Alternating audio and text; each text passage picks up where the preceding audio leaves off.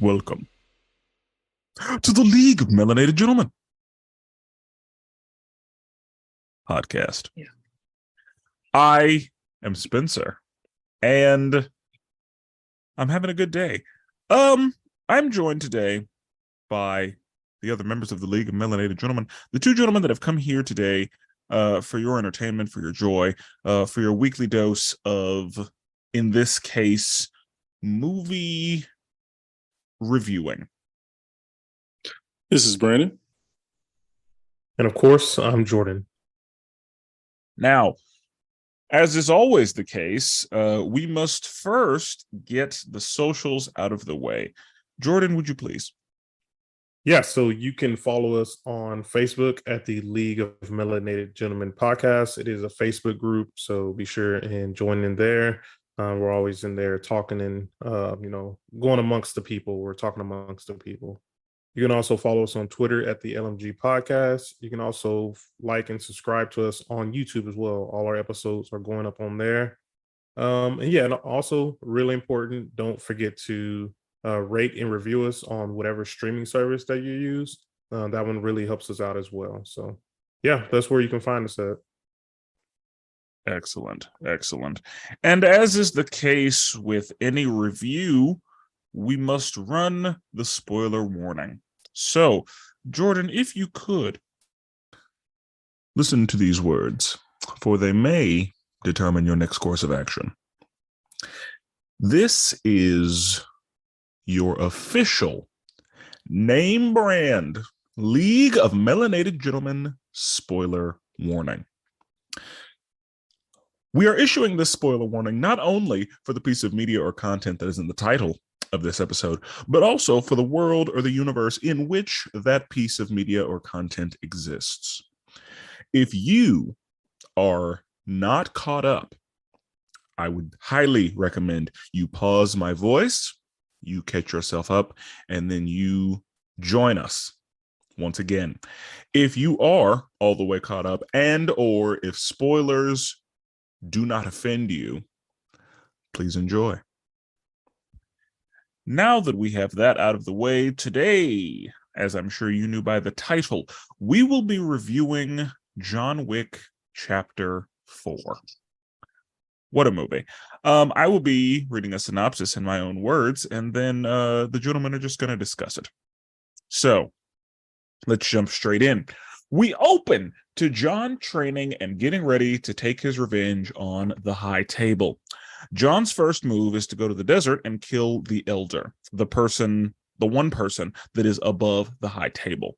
The Elder explains that killing him won't change anything, and John, of course, just handles it. A harbinger shows up at the Continental, the New York Continental, and tells Winston that the Continental has been condemned. Winston is summoned to the Marquis, who is pissed that Winston didn't kill John, so he destroys the New York Continental and kills his concierge. R.I.P. to Lance Reddick. That was a tough L. Yeah, that one hurt. Yeah.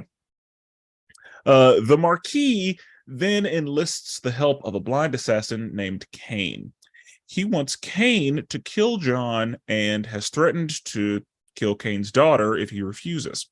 John goes to the Osaka Continental to hide out for a little while. The Marquis sends his assassins, and so Akira, the concierge and the manager's daughter, has the hotel evacuated and the fight begins. John is in a pretty bad spot, but ends up being saved by a mysterious black man with a dog. He lets John live because the money isn't quite where he needs it to be yet. Akira is able to get out as well, but Kane ends up killing her father. John shows back up in New York and meets with Winston, who is visiting the grave of his concierge. Winston lets John know of the old rules which would allow him to challenge the Marquis to a duel. If he wins, he can free himself. In order to do it, though, he must have pretty much a letter of recommendation from one of the crime families. So he has already had his ticket torn in the third movie, so he goes to Berlin to attempt to re-enter the family. John can get back in, but he must first kill the man that killed her father. John is able to find him, but, Kane is also there, and so is the black man with the dog. They play a round of poker, and of course, this kingpin-looking ass cheats, and so they get to fighting. John kills him, which allows him to officially be brought back into the family. He issues the challenge, and they establish that both parties must arrive on time. So they meet to discuss the details. Dueling pistols at sunrise. If John wins, then he is free from the table, and Winston gets the hotel rebuilt. If John loses, they both die. So, again, as a stipulation, both parties have to be present at the time, or they forfeit and get executed. The Marquis decides to have Kane take his place in the duel. The Pigeon Man shows up and gives John the last suit he'll ever wear. And in an attempt to ensure that John doesn't make it, the Marquis puts a $26 million bounty on John's head. So John spends the night avoiding and killing off a slew of assassins, among whom is the mysterious black man with the dog, who manages to get the bounty bumped up to $40 million. He ends up helping John because the Marquis's right hand is about to kill his dog, but John is able to save the dog. John has to fight his way up so many stairs, and he's having a rough go of it. But Kane shows up with the assist, as does the mysterious black man with the dog. Kane and John both make it on time to the duel. So, shot 1, shot 2, we get flesh wounds. But on the third shot, Kane gets John pretty good. And so the Marquis decides, I want to be the one that actually kills John. So he switches places with him. And he then learns that John never shot that third bullet. And so John is able to kill the Marquis, and the Harbinger calls the match. John thinks about his wife and decides, you know what? It's time to be with her. Winston and the Pigeon Man visit John's grave, which reads, "Loving husband," as he wanted. And in the after credit scene, Kane is finally able to listen to his daughter. Oh no, Akira's coming. And that's the end of the movie. I definitely wrote in here, finally able to see his daughter, but he definitely did not see his daughter. Damn, he definitely did not see her. Didn't make it. So, Jordan, what do you think of the movie? Hey man, this is John Wick. There's no way I would think anything less. I mean, the movie was amazing. I loved it. It was. I don't know what to even say about it. It was so great, so fun. I just love John Wick. It's crazy. Like the choreography that happens in this movie, the way he kills people, the way he survives all the shit he went through. It astonishes me. John Wick is such an amazing franchise, and I am hopeful for the next projects that they have coming out, because they have 2 more projects coming out. I'm very hopeful for them, and I hope they do a really good job of kind of following up with this. But yeah, John Wick, amazing movie. Brandon. Man, me, I love an action flick, bro. And my boy John Wick put in that work, man. This might be my favorite John Wick movie, to be honest, and that's a high bar. The other ones are amazing. But yeah, man, I love the pacing of the movie. You start out, instantly you get 5 kills in the first 5 minutes, definitely, right? You know what I mean. So he put in work there.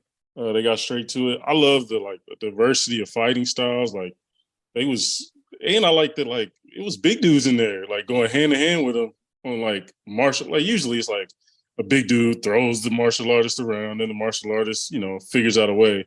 These dudes was really kicks, roundhouse kick. When the big kingpin, there were so many roundhouses, bro. When the kingpin dude roundhoused him, I was like, oh shit! Every time roundhouse. Yeah, roundhouse. He could move. Bro. At first, I was like, he's just a little puny dude running away. And then he was like, all right, now I got to give you these hands. And bro, them kicks was legit too. I thought Kane was a standout. Any scene he was in, I was like, oh my God, bro, I need more. That's Donnie Yen, bro. He is amazing. Bro, he's an amazing actor. Anything he touches is amazing. bro. Like Yeah. I forgot he was in Rogue One. Like I forgot about that part. Wasn't But he that, blind in that too? yes, yep, absolutely. He was in the But IT yeah, Man series. So yeah, yep. he's a I need great to watch actor. those. I need to watch those. But Yeah, you do.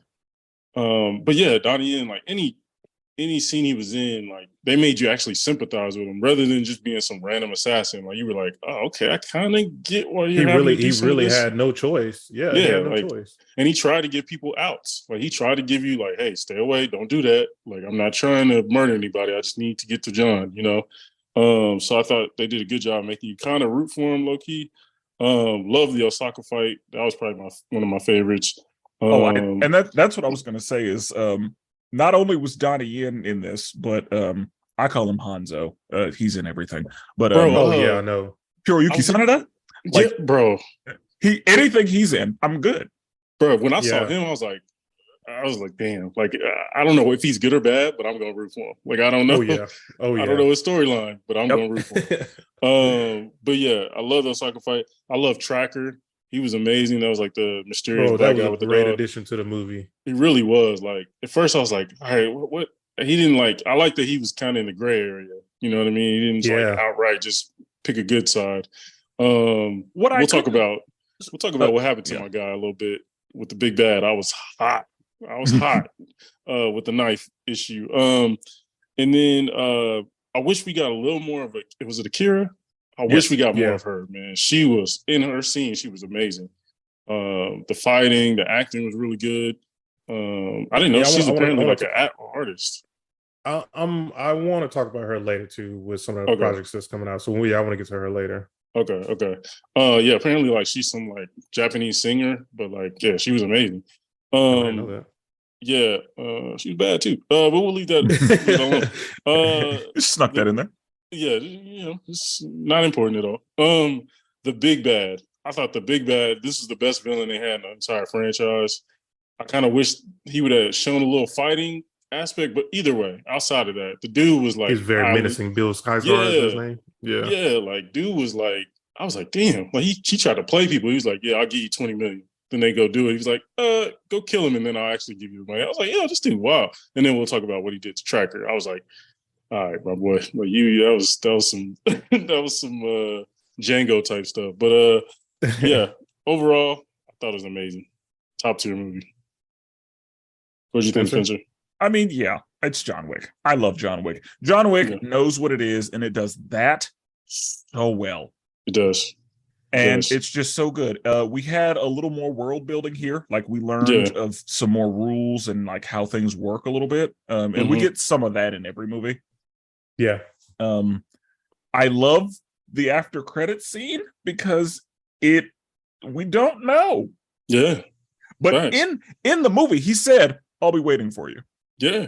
Yeah. Like, and yep. So that's I need to see some fruit from that because that's gonna be good stuff. It was just really good. And I knew it would be. Like I wasn't worried.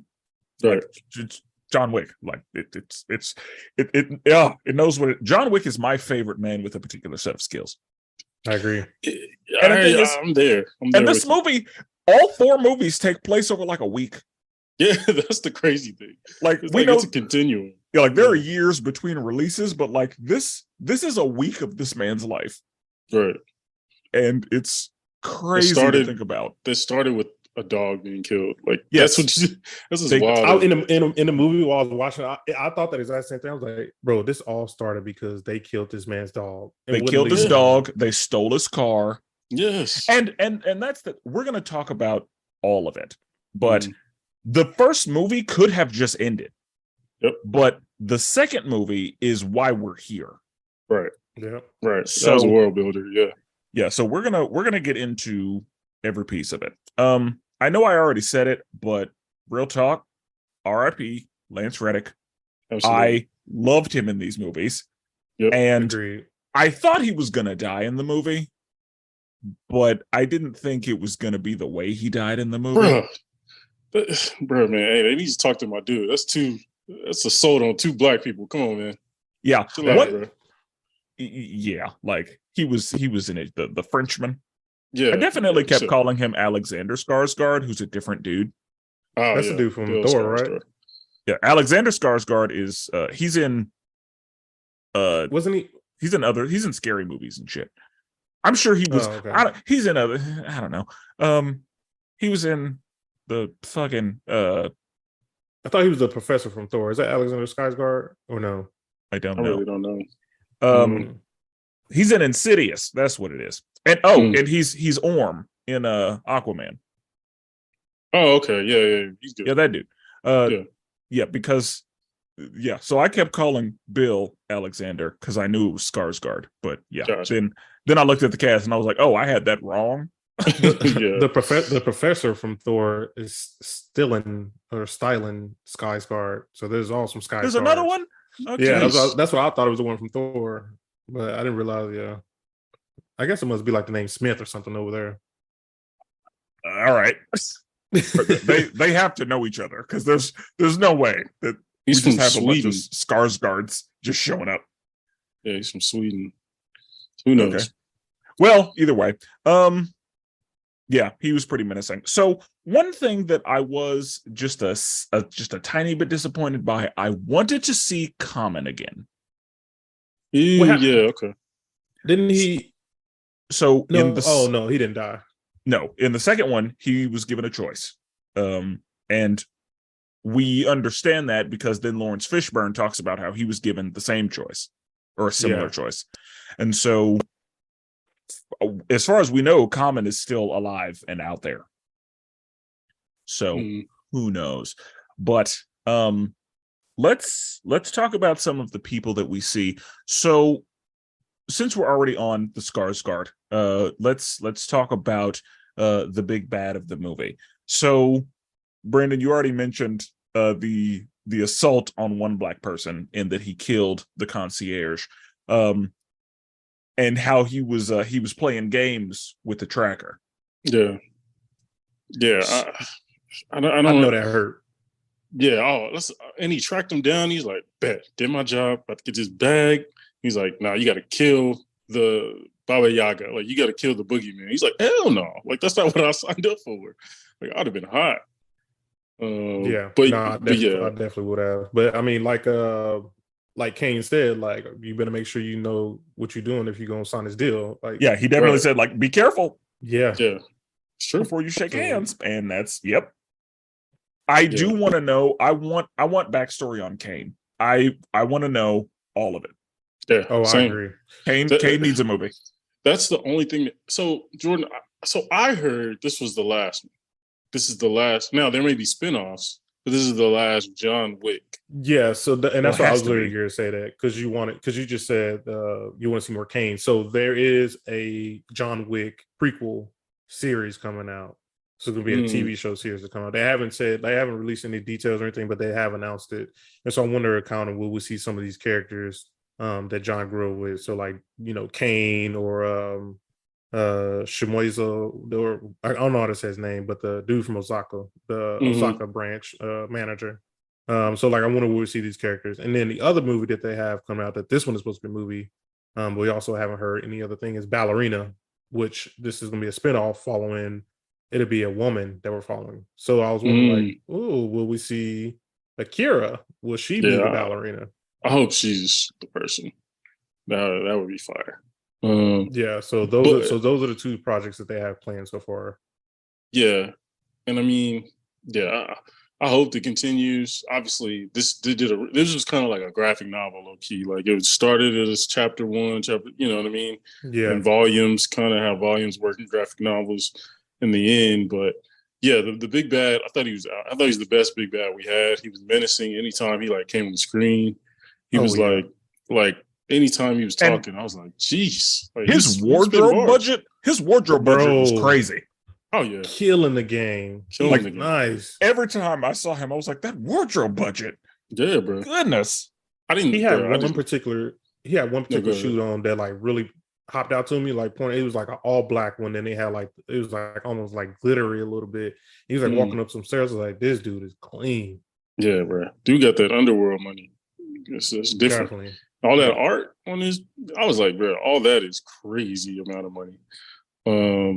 But yeah, when he pulled the knife on Tracker, I was like, "You!" Like I did not see that. He did that so fast too.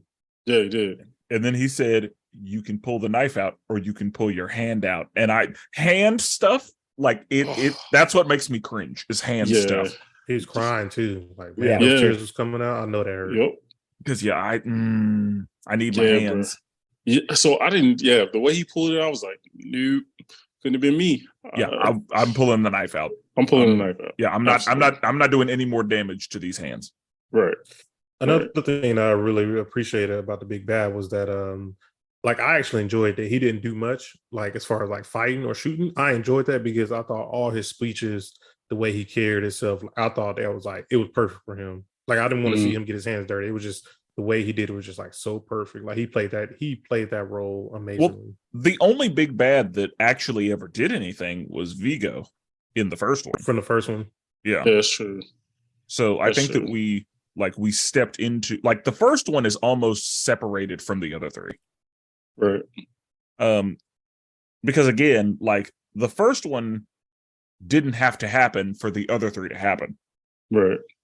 So I just wanted to see because the like agility in which he pulled that knife out and like did that, I was like, okay, he got a little bit of skills. Yeah, he got skills. And I was like, maybe he's just the skill dude. He's like, I don't want to get my hands dirty until. And I'm under the impression that based on the world, like you have to have some kind of level of skill in order to be in this world. Because other than like the ladies that work at the help desk, I don't see a reason for them to hire you if you don't have these skills. That's true. Because even the Harbinger, I'm sure that back in the day he was an issue. Oh yeah. Or like Winston. I'm sure that like Winston said he'd been there for 40 years. I'm sure that, when he started, he was keeping the hotel safe on his own. Yeah, I was gonna say to run that type of hotel, you gotta be able to throw some hands. You gotta be about it. Because I mean, we saw in the third one, Halle Berry, she ran a hotel and she was able to maintain it herself. And same with Hanzo. He was able to protect his own hotel. Oh yeah, those lights went out, it was on. Yeah. And those bow and arrows, they did not care about that armor, those armored suits. I was like, yo, because I was like, yo, how he gonna get past his armor? Like, yeah, those arrows was just those arrows did not care. Those were adamantium. Something. Yeah. That's those were adamantium arrows because they were fucking them dudes up. Yeah. So are we going? If we're talking about the Osaka scene, that's probably my favorite scene, like from top to bottom. Like that thing was masterclass. Like just the start of it, we got to walk with my dude. He was talking to his daughter. They were talking about going to dinner together the next day, and they didn't even get to do that. That was tough. Yeah, that was tough. And that's the thing. I knew that Hanzo was going to die. Right. Yeah. Because I knew that whenever Kane was like, "Don't do it," he's a man of honor. He's gonna do it. Exactly. Yeah. He's not about to go. You got to go out on the sword. Yeah, he's not about to go out. And I feel like that's the case every time he dies. He's like, "No, this has got to be." Yeah, facts. Yeah, it's that whole scene, bro. Like, and then when Akira hopped out, took the robe off, put in work, and then when John, I thought it was really cool, like the realistic of like. Yeah, he'd have to shoot a person like 4 times just to like knock them off their balance. Agreed. He wouldn't kill him, but then he'd have the advantage a little bit. So I thought that was cool. And that's what I like is that there were a lot of times when other people would shoot the armored people and it like wasn't an issue for them because of where they shot them, but John was shooting them in areas that disoriented them. Yeah, it would be like underneath a helmet, like right underneath where it's like there would be no armor at. Exactly. Or like he would shoot them like in their face area so that they would like get knocked back a little bit just to give himself time to work at like John's he's too much. Bro, the transition between the nunchucks to the gun, then back to the nunchucks. The chaku was so good because the way he was using them, like, we're used to people doing like Bruce Lee shit. He was just hitting people. Bro, he was cocking back. Dude was on his knees. People. He was just like he was doing some like he was using them skillfully, but also just like using them as blunt weapons. Yeah, facts. Like he wasn't doing a bunch of tricks and shit. No, Yeah. just hitting people. What I also appreciate too is you saw him get tired. Like he would literally go with somebody fighting all them dudes, then fall on the ground, sit there for a second, like, damn man, I gotta get back up, I guess. Like he was tired. That's one of my favorite things about John is while doing what he does is not really feasible, he's pretty human. Right. And as far as, being realistic goes, I think that John Wick does pretty well because, again, one of my favorite things about John Wick is that reloading is a part of the choreography. Exactly, yep. Like, that is one of my favorite things to see and watch happen in this movie, is that he is having to reload so often because he needs to reload so often. Yeah. He'll pick up another gun. And he'll just, once the gun's empty, he will chunk that mug. Yeah, that's what I like. Like, you pick up the AK. Oh, he did that so many times, just like throwing a gun at somebody, or like just throwing it at somebody. Yeah, this gun is empty. I have no ammo, so I get one more use out of it. Right. Wow. Yeah. Chunk that thing. Yeah, bro. Like, all right, let's. I feel like we're hopping around a little bit. I like to always go back from the beginning so we can walk through the movie. So at the beginning, we basically see the continuation from part 3, where he's basically, in the desert. Now he's taking out the top person above the table. Yeah, and I'm glad that they mentioned that. And the thing is, again, this movie takes place over like a week, so I don't know how the Elder was replaced so quickly, because the Elder, I was like, oh, they recast him, and then he says, "You met with the last Elder," and I was like, oh, okay, so this is a different Elder, not recasting the same dude, but like you just met with him. Right. So he needed to be replaced like real quick as far as timeline goes, because again, as far as I'm understanding, like between John Wick, between his dog dying and him dying is 2 weeks at the most. Okay. I didn't factor that in. So yeah, the fact that there was a new above all else was surprising to me under the circumstances, but that's fine. I think it's great that John found him, because the whole thing about him was, you don't find him, he finds you. And John was like, no, fuck that. Right. So John went to the desert on a horse. Yep.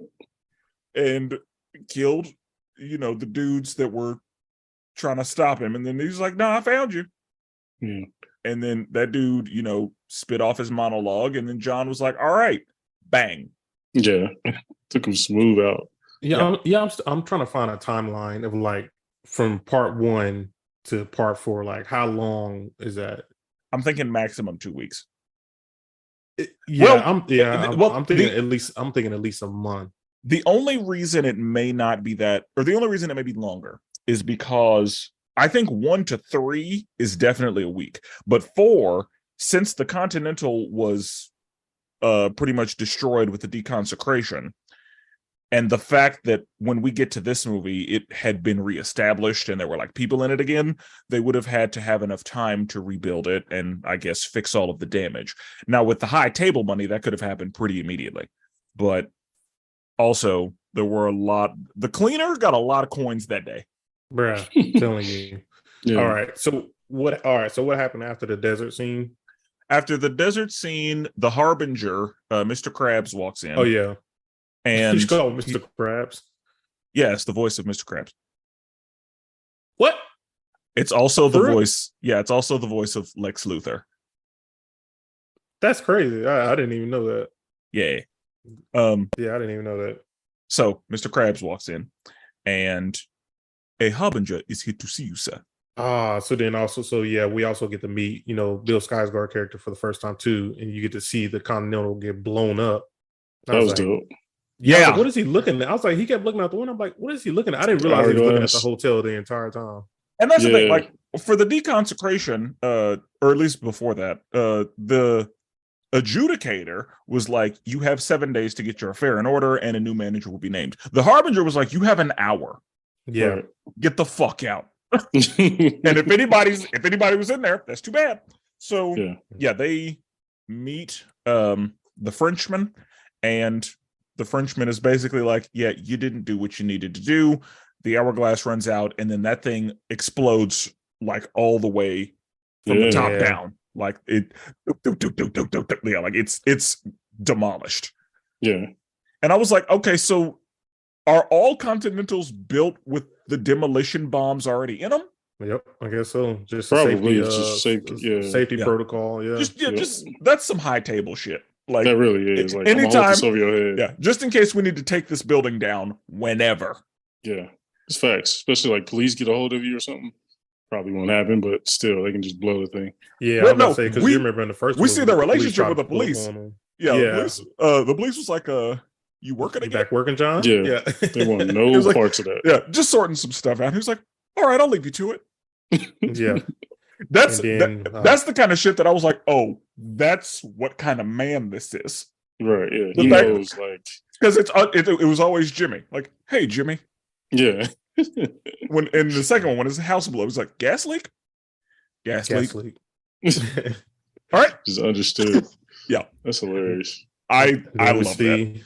We see the death of Lance, which was like super meta. Like that was tough. I know that was going to happen already, and the thing is, from the third one, because I liked him in every movie that he was in, but like the third one, I was like, yes, we get to see him do some stuff. Yeah. Right. And so I thought that we were going to see more of him, and I thought that he was going to die on the field. Yeah. I didn't think that he was going to die in a fucking office. Right. But that's fine. Because when he said when Skarsgård, when he was like, somebody's got to die for this, I was like, I don't think they're going to kill Winston. Yeah, no. Yeah, but also, I also didn't expect him to shoot Sharon. The shot Sharon. Yeah, Sharon. Yeah, that was a tough one. It was a tough one. It's a tough L. Yeah. So then we meet Kane. Oh yeah, we see him for the first time, and he's watching his daughter. Yeah, he is not watching her. Oh, my bad. Oh, listening. My bad. He's listening to his daughter. Which what I appreciate every time you see him in a fighting scene was he was leading with his ear like a real blind person would. Oh, it's Donnie Yen. I knew going in. I was like, Donnie Yen is about to they picked him because he could properly execute being a blind nigga samurai. Yeah, and I mean, he really was. Yeah, and that's what I liked about it. We'll talk about it more maybe with the Osaka fight, but I like the practicality of his fight. He was tapping on stuff. He wasn't like, some blind people just be superheroes. They just know shit. Yeah, they just know whenever something's coming. He was like tapping on stuff. He would miss a few times. You know what I mean? Yeah. That like he had John, he was definitely missing. Exactly. Because when he was like, "Are you dead, John?" Exactly. Yeah. John was like, the little sensors, he put out there. Those I didn't know. I thought those were bombs at first. I was like, "You have to blow this building up," and then I knew they were sounds of some kind. Yeah. Like I figured they could. They would like let him know where people were. That was fun. Yeah, that was like his. Yeah, they made the right choice. Really and it's so funny because I got to the movie early, and y'all know I don't watch trailers, so I got to the movie early, and one of the like pre-movie things was an interview with Donnie Yen, and I was like, "That's weird." Didn't occur to me he was going to be in the movie. I didn't watch any trailers. I didn't watch any trailers for this movie. I didn't either. So I had no idea he was going to be in this movie, and I don't know if that was in the trailers, but I didn't know he was going to be in it. When they said that they were in Osaka, I figured it was going to be Hanzo, because he's usually the Japanese guy that they put in these situations. So like he was my guess whenever I saw the Continental that the black dude was checking into. I was like, I bet I know who's gonna be in here somewhere. I mean, let me ask you this. This is something random. So when I'm going to go to this movie, normally I go to the movies where it's only like superhero movies. So whenever I see the trailers, I normally lighthearted stuff. When I'm going to go to this movie, they played like 3 trailers of like some demonic shit back to back. But bro, everybody in the movie was like, So rated R movies play rated R trailers. Oh, I guess it's been a while since I've seen rated R movie. Every time you go to the movie, you're seeing a PG-13 movie because of comic books. So like most of the trailers you see are not, because I noticed the same thing when I went and saw Cocaine Bear. I was like, oh, they're cussing. Oh, you in want to go these see trailers. Cocaine Bear? Yeah. Oh, we got to talk about that. Not right now though, but I won't talk about that. Okay. But yeah, man, I watched that. Dude, I watched all three. My wife, you saw the one was like super terrified. The Preacher's Exorcist or something. Yeah. Yep, I've seen that one too. I'm like, bro, what is? They played 3 of them back to back, bro. You should just heard people in theater like, come on now, get to the next trailer. We're like, we don't want to keep saying this crazy shit. I was like, yeah, sorry. Some people are about it. Though. No, some people are about it. Some people want to see that demon shit. Yeah. So, fuck all that. Yeah, I'm good on that.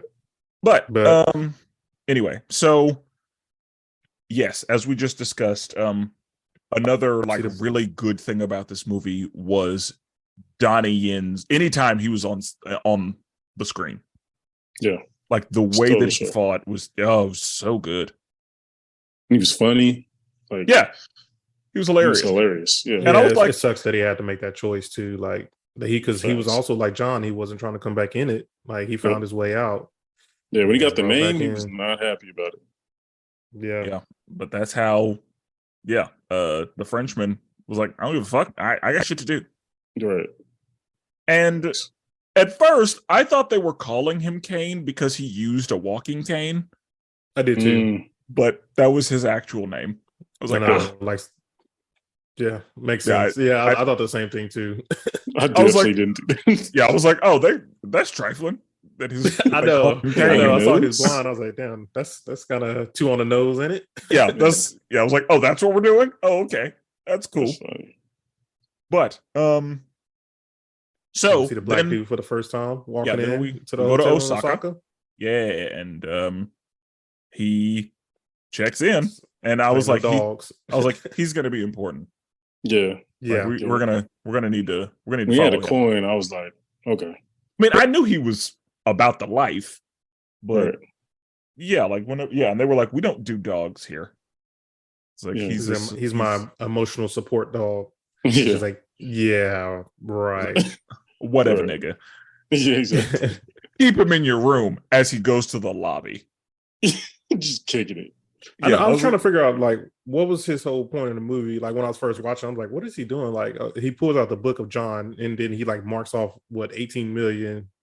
Yeah, like, wasn't happy. I didn't understand that either. So it looked like he was definitely trying to get an amount for something. Right. Like he was trying to buy a new house or something. I don't know. But I like, has he been studying John? Right. Is that his thing? That's sort of frustrating, but also beautiful thing about John Wick movies. They give you enough information, but then don't tell you all the details. Like they'll just be like, "Hey, John, I know you're my friend. Like we've friends for a long time." Like you'd be like, "What? Like I need more." Because John has a surprising number of friends. Like really there are a lot of people who like him. Yeah, I mean, I'd rather be his friend than his enemy. Agreed. Oh, yeah, and I'm sure they all figured, like I want to be on your good side, good sir. Exactly. Yeah, and that's another. I think.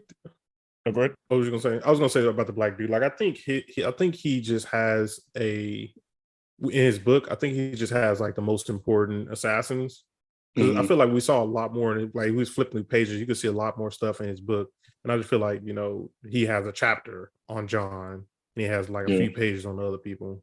I'd like to look on YouTube. Like his job. Yeah, like I might see somebody like screenshotted his book. Like once this comes out on Blu-ray, then I may do some more like actual digging and like look at it. But there's something there. There gotta be. Oh, I agree. But yeah, and I mean, he used his dogs the same way Halle Berry used hers, so that wasn't really anything new. Right. Matter of fact, agree, except for his dog went through way more. This dude's dog got hit by a car, and I was like, "What the?" I was like, "I don't know if this dog would have survived that." One of Halle Berry's dogs got shot. Sure. Good point. And that's when she was like, "All right, fuck this." Yeah. Because that's what it takes.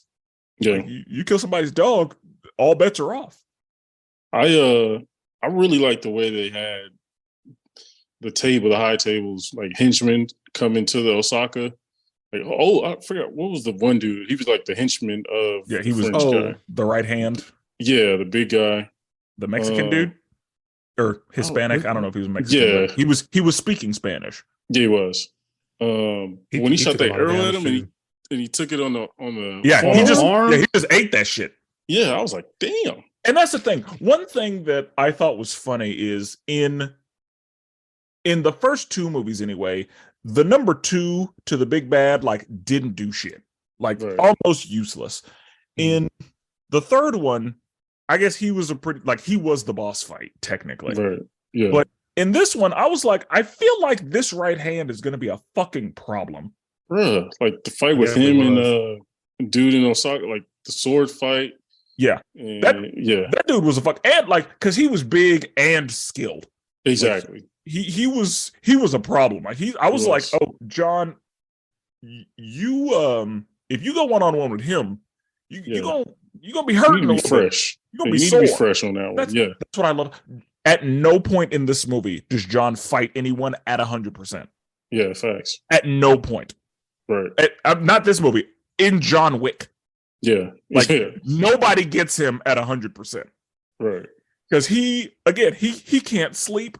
He's been like he has been just running. Like adrenaline is keeping this man alive. Thanks. Definitely.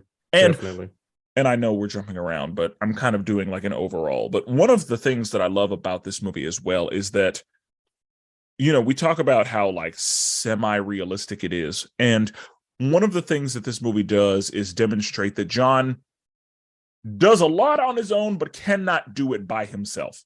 True. Yeah. Like John ends up needing and using a lot of help throughout these movies. Yeah. Because in the first one, Green Goblin helps him.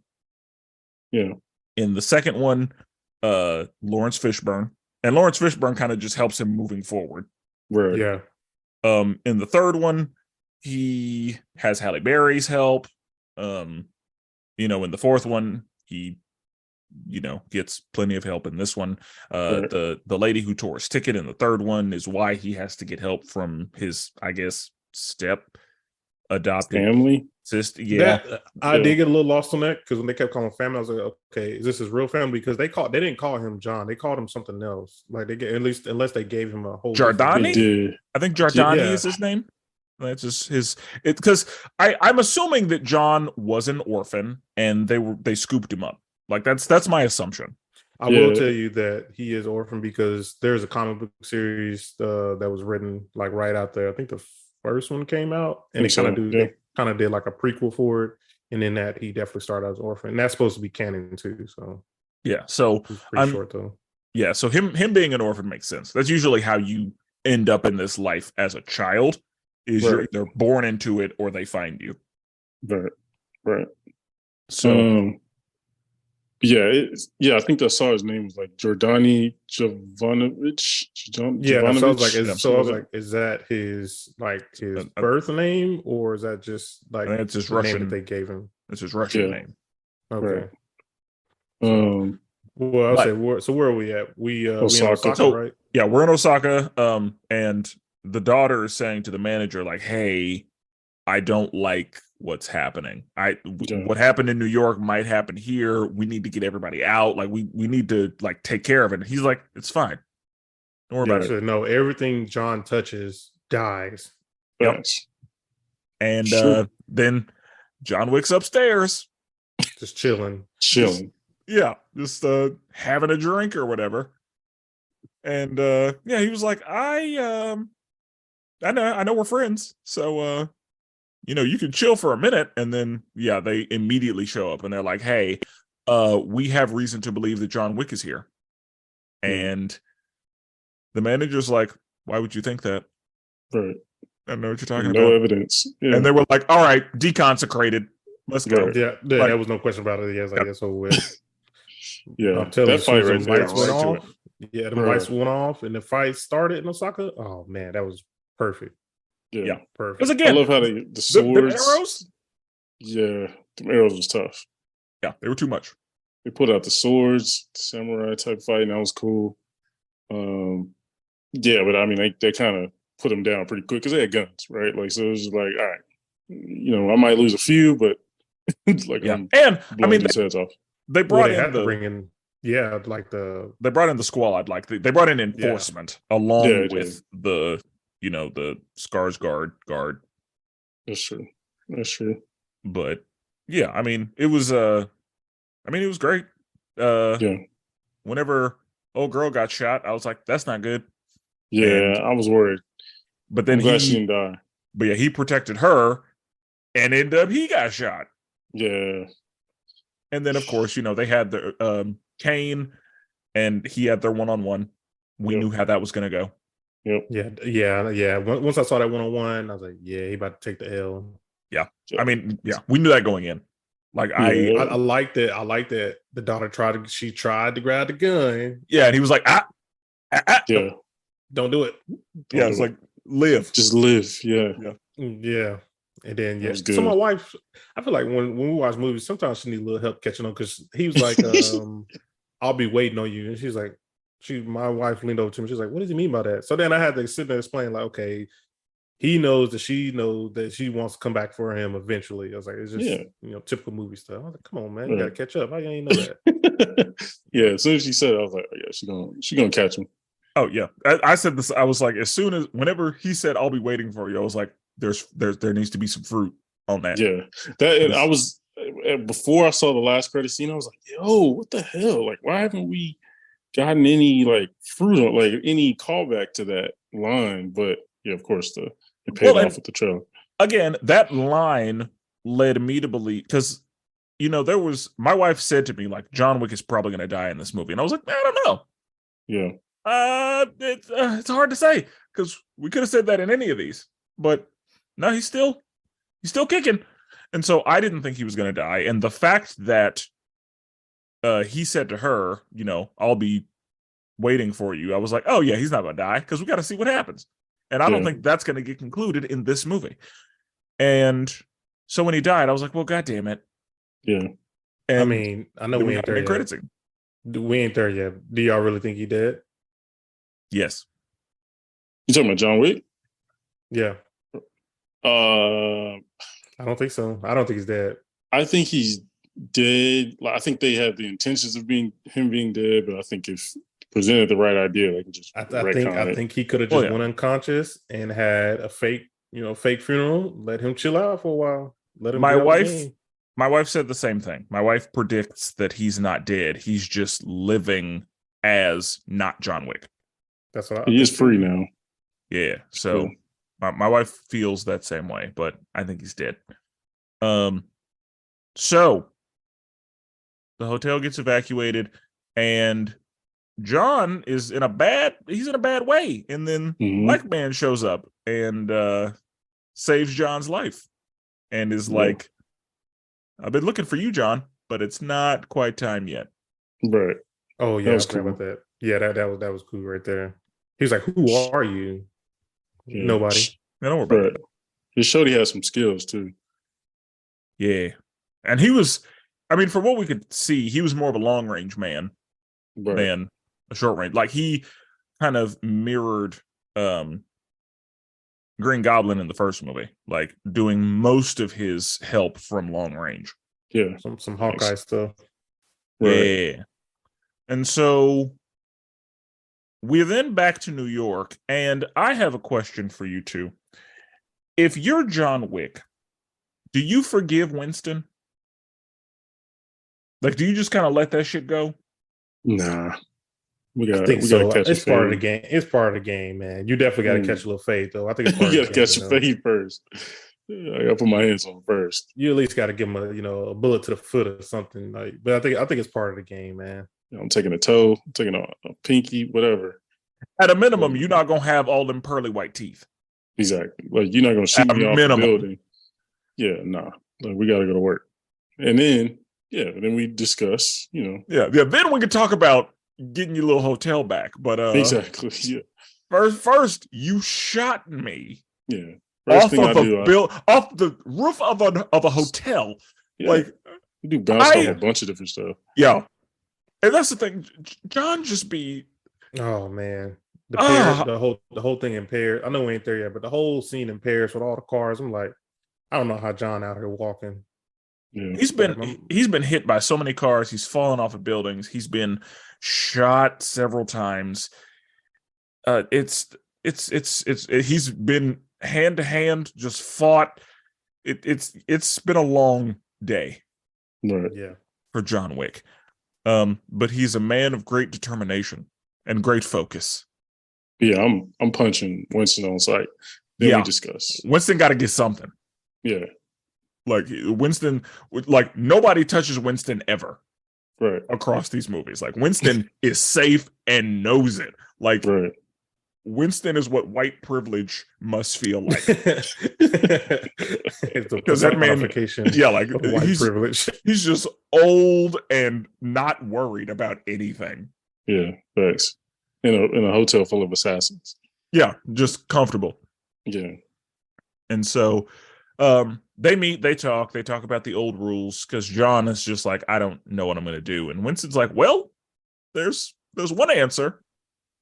Dude. Catch the fade 101. Yeah. But in order to do it, you gotta be a part of a family. He was like, well, I already had my ticket torn, so that's going to be an issue.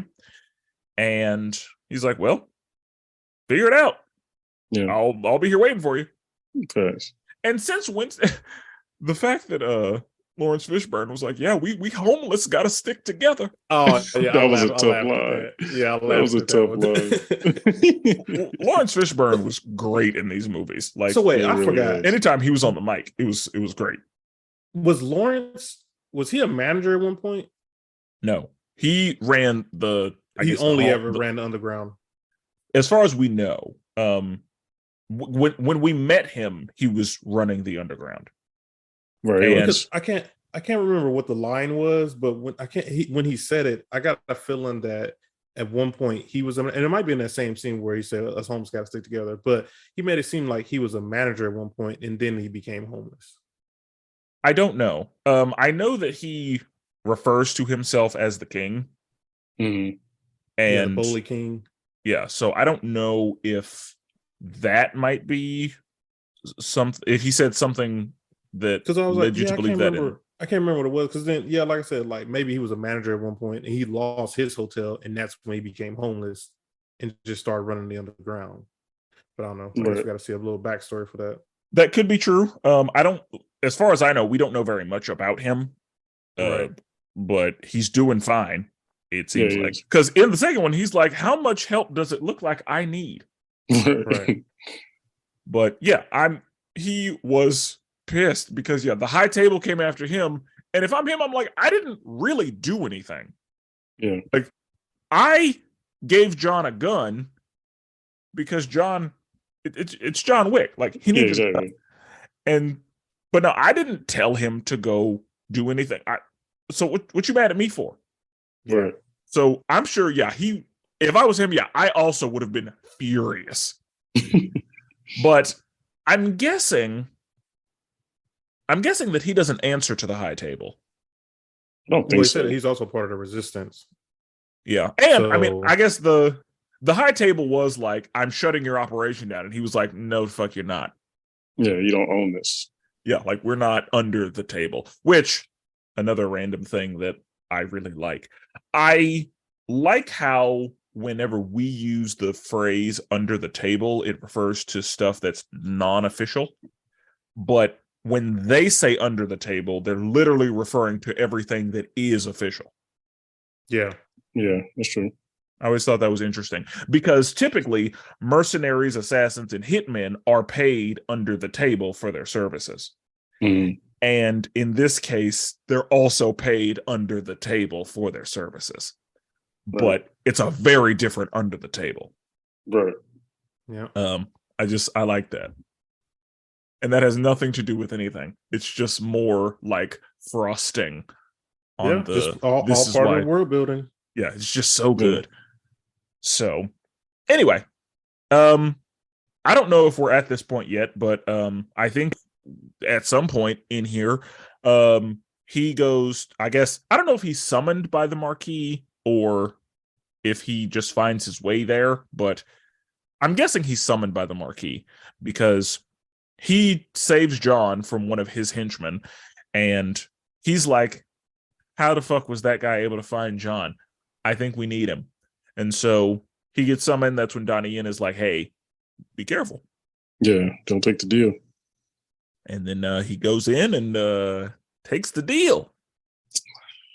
And boy. Yeah, and that was that scene was hard to get through for me. Y'all think y'all would pull the knife out, or y'all put your hand through? I'm pulling the knife out. If it's me. Easy. Pull a knife out. Yeah, because no. Y'all weak. I need my hands. Okay. Yeah. No, I would do the same thing. I wouldn't have been in a situation. I would have stayed at home. Yeah, it would have been my problem. Yeah, that's the thing. Like, I am not an assassin. I don't think I have that in me.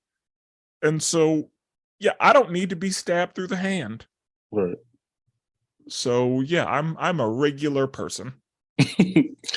Yeah, that was because then when you say if you pull it out, if you pull the knife out, I know you're in for yourself. But if you pull your hand out, you know you're in for a bigger purpose or something bigger than yourself. Yeah, something along those lines. Some old bullshit. Yeah. Nah.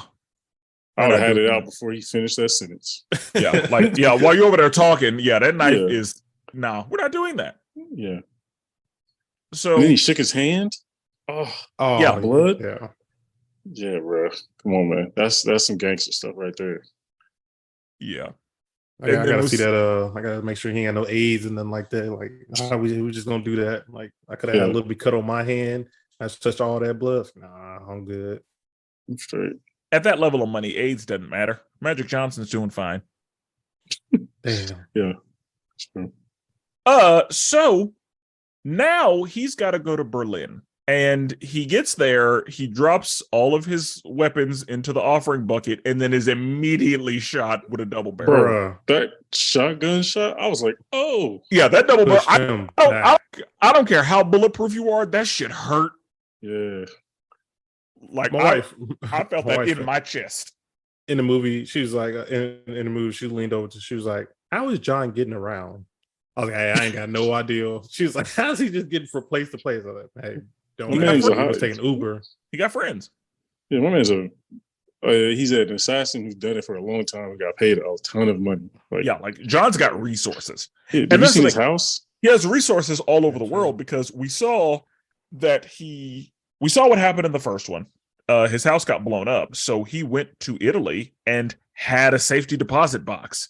Right. With some shit in it. So I'm sure that in every country where they operate, I'm sure he's got some shit because he was friends with and knew everybody in all of these areas. So I'm sure that when he got to Japan, he stopped by the bank. Yeah, I'm glad we didn't see none of the logistics. I'd have been pissed. I know it's like when you watch a movie and then you just take yourself out of by asking questions. Like, nah, you just got to roll with it. Yeah, I would have hated to see like John Wick. Like checking into an airport, getting on a plane. Taxi. Yeah. I wouldn't want to see all that. So he's in Berlin. He gets hit with the double barrel, and then he is on a noose. And I don't like that. I don't think any like black that person one bit. is a fan of a noose. Yeah. No thanks on that. And they're talking, and he's saying, I need to meet with Dad, and she's like, well, he's dead. You got me. Yeah. And he needs back in the family. She's like, no, we're not doing that. You're the reason we're here. Like, why would I let you back in, et cetera, et cetera. And then it's like, all right, I need you to kill this guy. Which I do have a question about the guy. Yeah, as far as I know, he's a member of the High Table. That's what I was about to ask you. So John in this movie, he kills 2 members of the High Tower. Well, he kills the top guy at the beginning, and then he's about to kill the guy that we're talking about now, and then he kills the Frenchman. So those 3. I don't think the one above all is a part of the 12 seats of the High Table. Okay. So he only took out 2. Because remember, his whole journey was to take out all 12. So I was just trying to, after the movies, I'm trying to figure out how many he's taken out throughout the whole movies. Well, and they just replace him. But through the series, he took out Santino, who had just gotten the seat. Yeah.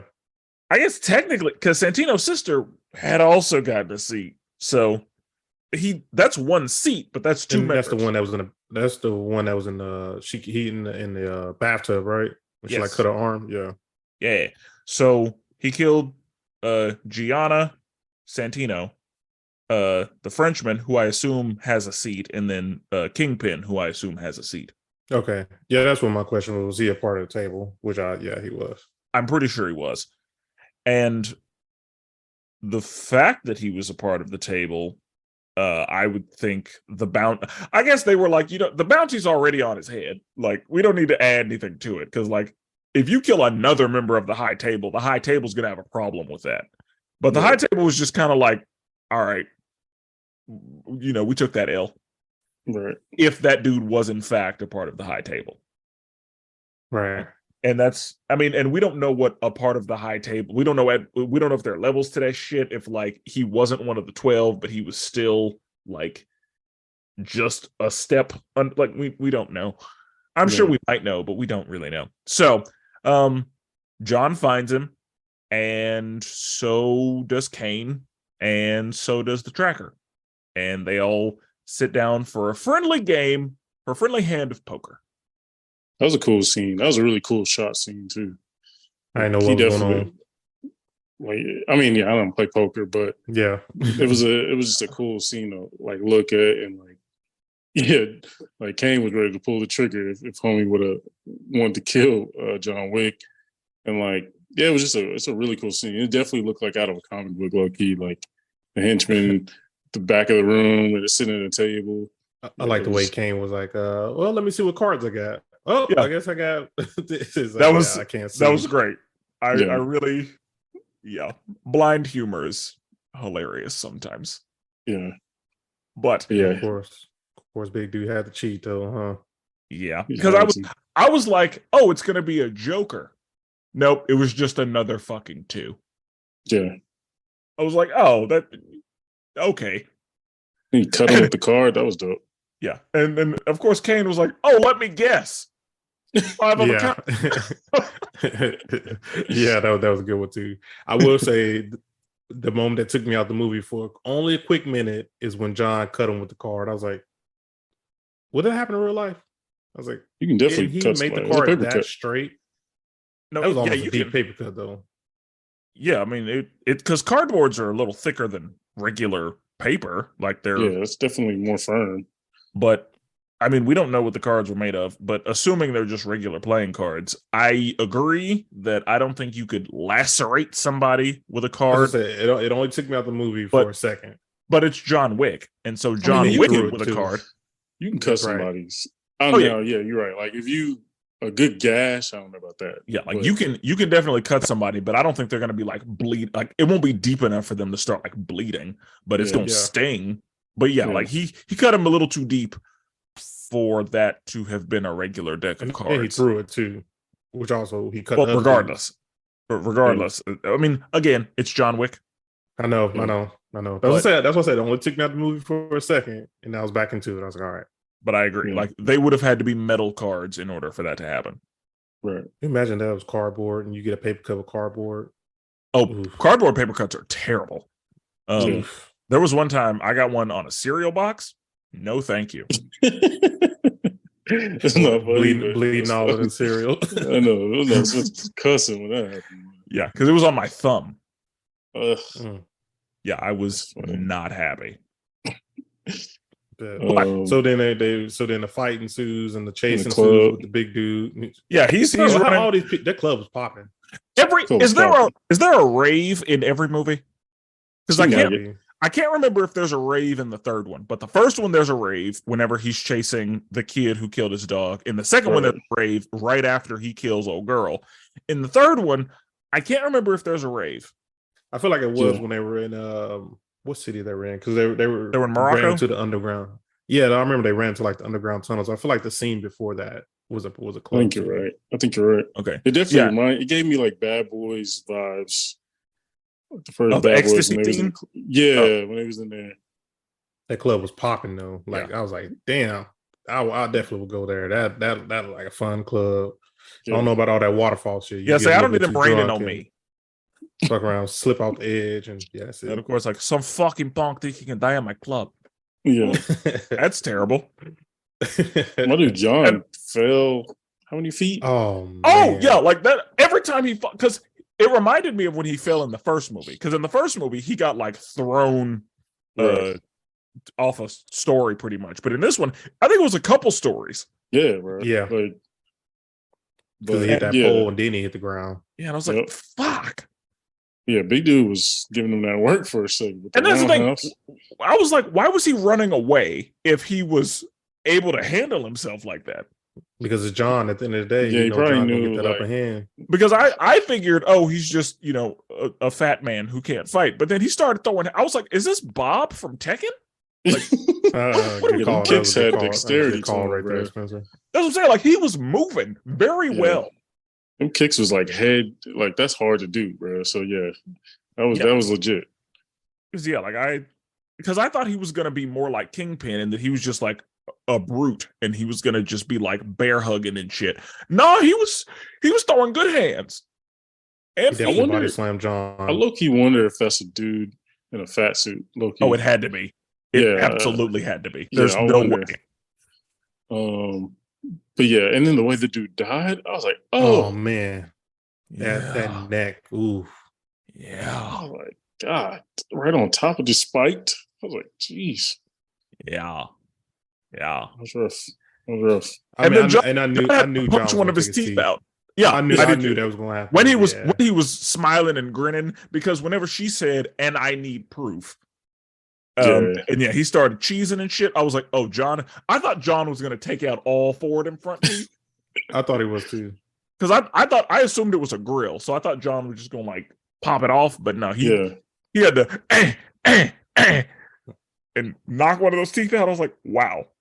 I know his hand hurt too, because everything on John has to. I don't know if John has any more of them pills that the doctor gave him in the beginning of the third one.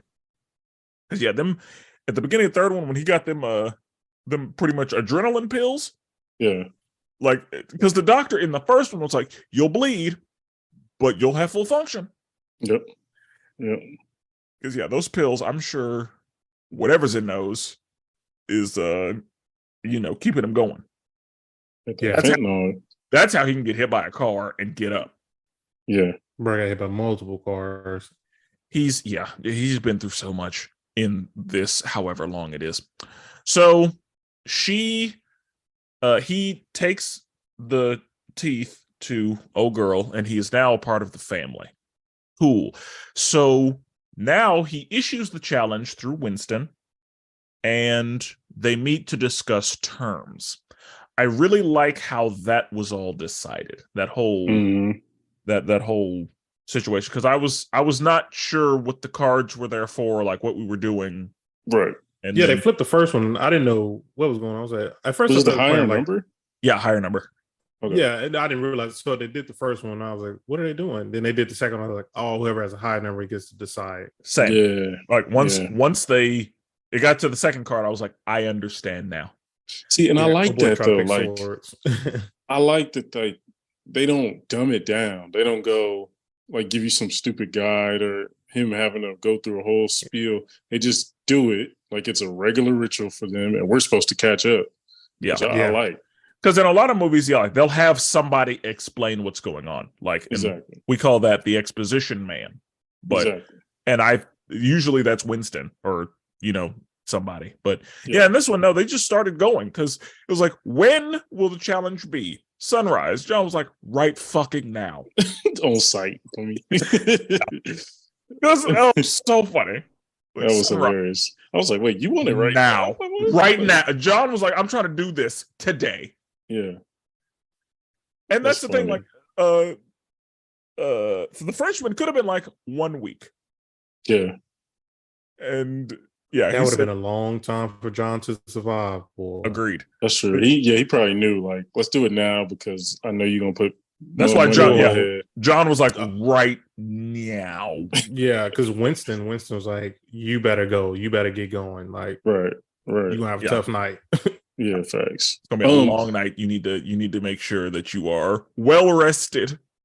What was the other option? It was dual pistols and was it blades? Yeah, he said blades. Yeah, because he planned on having Kane do it for him. So I think that's why he right. picked blades. That's the point. That's a good point. Because I was like, you skilled with blades, sir? But no, I was like, he's gonna have Kane do it. That's why he picked blades. I was dumb enough. So I Kane was like, why did John Wick pick pistols? But then I was like, oh, well, duh. Because I didn't think it was dueling pistols. I thought it was just pistols. Yeah, exactly. I did too. Yeah, I thought it was pistols. Yeah, whenever they were like dueling pistols, I was like, okay. But John doing that still makes sense. I like how Kane was like, nope, not doing it. Like, he said, you're gonna fight your own fight. Do it yourself. I'm not doing it. Right. Yeah, and that's the thing. And I don't know who it was, but somebody was like, "You trust a blind man?" Oh, it was the second in command. Yeah, yeah, the number 2. He was like, "What the fuck are you doing?" Kane would have mopped him up. I don't know what you're talking about. Yeah, exactly. Like Kane is problem. That whole scene was beautiful, man. I mean, overall, this whole movie was like low key kind of a comic book looking. Like it was beautiful. Yeah, it was very graphic novel. Yeah, exactly. Like, yeah, it was like it's just red, and this is all John Wick movies, but I love like if they say something in a different language or they need captions, they pop it up. Yeah, they pop it up like a comic book. And I was like, yo, that's fire, bro. Like, that's definitely something you would get out of a Keanu Reeves. Like, he loves comic books, so it makes sense. That whole scene was dope. That whole scene was real. I like the rituals, and I guess it's everything, but I love the rituals of it all. So then John is underground with Winston and King, and he is given the last suit he'll ever wear, and he is given a gun. And I love that they give the specs on the gun. I have no idea what the fuck is going on. Oh yeah, I didn't know what was going on either. Yeah, I'm not a gun guy. Yeah, it was great. Yeah, every time they give specs on the guns, I'm like, yep. I'm sure some dude out there was out there wet in his pants. Absolutely. Them right wings was like, oh my god. Yeah, just as they would say, can't find that online. Yeah. They would just rock hard as they listening to the gun talk, and I'm just like, okay, it can kill a man. That's I know that's my thing. It's like, I guess it can just kill somebody because that's the thing I got out of that. Yeah, like fire. Oh yeah, and anytime they have a gun that they have to explain in great detail, I'm like, oh yeah, that thing is great. You got to open a box to get to it. Yeah, it's probably a fire. Oh yeah. And they have to explain like, and these are all of the reasons it's better than a regular ass Glock. Exactly. Yeah. Easier reloading. My wife was like, how many bullets does he have? I was like, I ain't seen no extra clips because like he kept that gun for a long time. They said it was 21 bullets. They said it was 21. I feel like a 21 bullet capacity. That's but right. when he was in Paris, driving around in that, he was doing I know I'm going ahead a little bit, but he's doing donuts in the car. He shot at least 30 times in there, and I ain't see not one extra clip going that thing. I will say that. I want to know. I would like to go back because I feel like they're detailed enough to know. All right, bro, you can't say there's 21 rounds and then shoot 35 times. Yeah, like one thing I didn't do, I did not count. I didn't. Bullets. One thing, the only time I did is when he said $7 million, 7 bullets. In the second movie, I counted them 7. Yeah, and he let them off real quick. Yeah. Like he bow, and then he needed a new gun. Yeah. Yeah. But yeah, any other time I wouldn't count bullets. And we're going to talk about why when we get to the end. But so he's given a gun, and the lips on the radio start saying the lips on the radio. Hey guys, there's a guy out there. Yeah, it's a wicked guy out here. Yeah. It's like late night radio. Yeah, he needs dealing with. And she kept coming on and being like, "The fuck is going on, boys?" Yeah. Still out there. Boys in the 8 messed it up. He's moving on to the next group. I'm like, yo. Yeah. But yeah, she was keeping everybody aware. Yep. Like our wicked man has been spotted at this place. Yeah.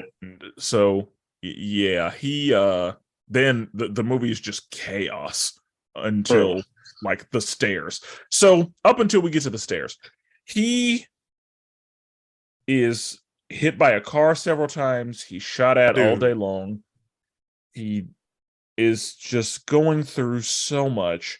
And when we see the dudes that are preparing, they have, I assume, incendiary rounds. Oh, those dragon breath rounds? Yeah. when he started using them, Yeah.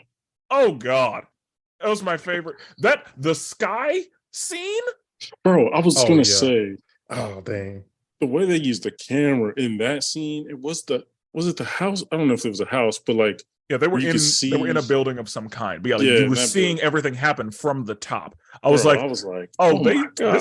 that's some video game shit. That's exactly what I thought. Blowing people back.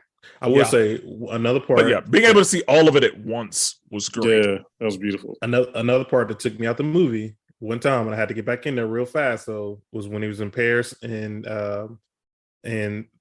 they were in the middle of all the cars just drive around. I'm like, okay, if people see all these people shooting, why are y'all still driving? I'm like, why are all these cars in the background still driving? They see people out their cars, they see people shooting, they see all these other cars stop. Why y'all still driving around this circle? Then I had to stop and had to be like, all right, let me just keep watching the movie. Because like ain't no way I would have been still driving my car. And also, I didn't understand that rap. Like, it was just a circle. Like, where y'all going? Well, that's a very popular place. They have one in Mexico City, I believe, too. Like you drive for some reason, you drive around and then you get off. I don't really know the purpose, but like it's definitely a popular thing. Yeah, but I'm like, I know y'all see all the people shooting. And you mean to tell me y'all civilians are still going to drive around? I agree. Like, I'm leaving. Yeah, I was going to say that. I'm taking the first exit I see. Yeah, like it took me out the moment. Yeah, but I'm not gonna stop. I'm gonna I'm gonna keep driving because no, I ain't gonna keep driving. I don't need to be easy to hit. Yeah, facts. So I see why people kept driving. The black dude, the dog, dude, the dog was like hopping on those cars. I was like, "Yo, what kind of dog is this?" It's an assassin dog. Like, yo, that's crazy. Yeah, that's one like the Marines and them be using. I mean, and that's like Halle Berry's dogs did the same thing. So again, like that was standard as far like that. John Wick established like that's what we're doing with these dogs. Yeah. And so, so they, there's a bunch of fighting, a bunch of killing, a bunch of people dying, getting hit by cars, and all kinds of shit. It's wild. I don't know that there's much to talk about other than the camera use, and it's just so well done. Breath. That shit was fire. Bro, I know when you get hit with that, like that's it. Like he was hitting people up close with it and everything. Yeah, he was blasting people. Like just in like flames. Yeah, he was spitting hot fire. And then he gets to the stairs and they're like, "Yep, you got 200 something stairs." Oh, well, I heard that right. We didn't talk about the part where he had the choice between helping the black dude. Oh, you're right. Dog. Oh, yeah, so you're right. Yes, we need to cover that. So, black dude's like, "Yeah, bounty's high enough now."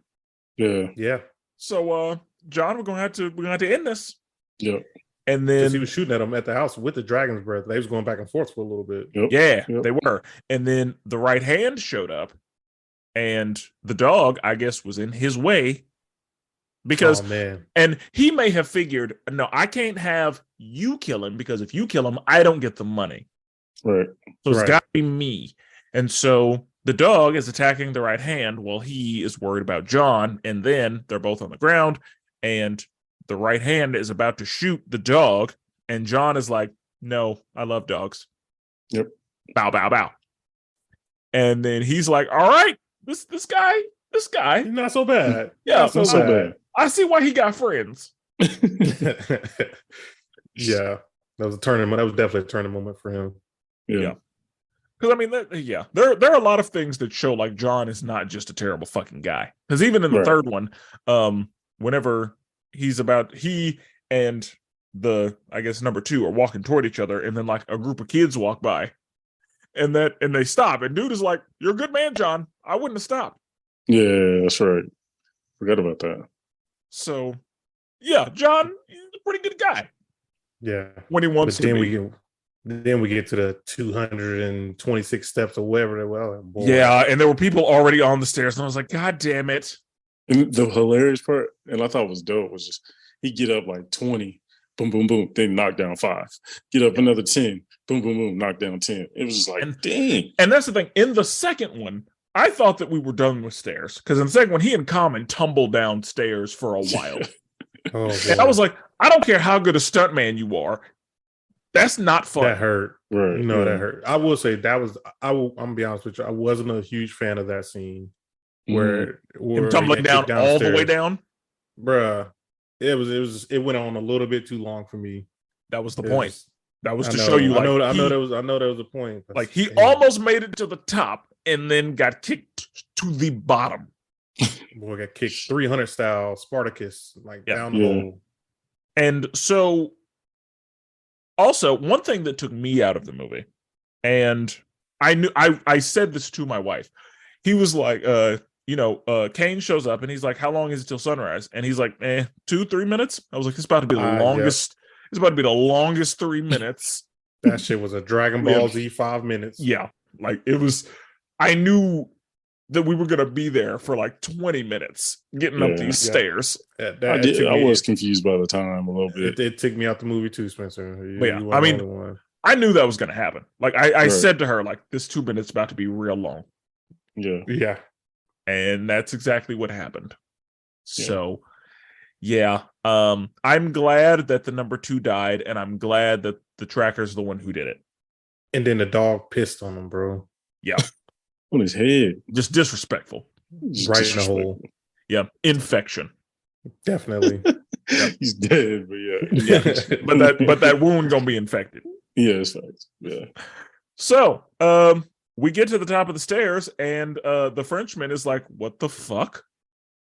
You weren't supposed to be here." Which, P.S., I kind of wonder what happens if Donnie... Well, I guess if Donnie Yen hadn't made it, then he would have died.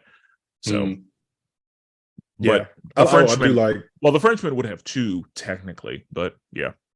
I would say I do like that everybody's like sitting at the table and then they can hear all the gunshots and everything. Like they know what's going on down there. Yeah. Like exactly. Yeah, very much like is he gonna make? Because I'm pretty sure Mr. Krabs is like, it looks like he's not gonna make it, and then they start hearing the commotion. They're like, oh, all right, let's give him. Don't count him out quite yet. Right. Yeah. And I'm sure that the Frenchman was pissed that Donnie Yen is the reason he got up there. Absolutely. But what the fuck? Like, you could have won. But, and another thing that we were talking about the Frenchman on the mic, and one of the good things that he said was like, you either have a reason to live, a reason to die, or a reason to kill, I think. Yeah. Something to that effect. Oh, the three reasons. And he has all 3. Yeah, and he was like, John Wick doesn't have a reason. Exactly. Kane got all 3. All 3. So that's why I picked him. Yep. In case you were wondering, number 2. Exactly. Like none of your damn business. Yeah. Man, how about you mind your pay grade? Yeah. You know what I forgot? The thing we've been doing for all reviews, we kind of give a score. Before and after? Yeah. Yeah, we didn't do it before. I'm pretty sure I know everybody's though. It's fine. Yeah, we didn't do it before. It's fine. Yeah. It's fine. It's okay. Yeah. So we get to the duel, and first shot, flesh wound. I do appreciate the fact that John took off his bulletproof coat. And you hear the bullets dropping and everything. Yeah, he had to shake that thing out. I like that. I like that little detail because they didn't address it, but it was just like take it up, ding ding ding ding ding. Like you just hear more fallout. Mm-hmm. Yeah, that was dope. That's the thing. There was some in the jacket, and there was some in the vest. Yeah, exactly. Yeah. But yeah, I really like that. Like, bro, see, what is 10 paces? That's the shit. Just steps. Okay, I was like, bro, is it steps or because I think it was 20 paces. It was 30, 20, 10. Yeah, that's right. So they started at 30 and hit each other in the arm. That's right. And then at 20, they hit each other in the shoulder. Mm-hmm. And then at 10, John gets hit in the gut, and the Frenchman is like, ooh, let me do it. Yeah. And I'm like, so how does that so we don't have to take any more paces? Like, that's what I thought. I was like, where's the rules? Are the rules gone now? Yeah. Well, he thought John was dead, I assume. Well, he was dying, and so he was just like, all right, nope. Oh, he said a word in Latin. Remember?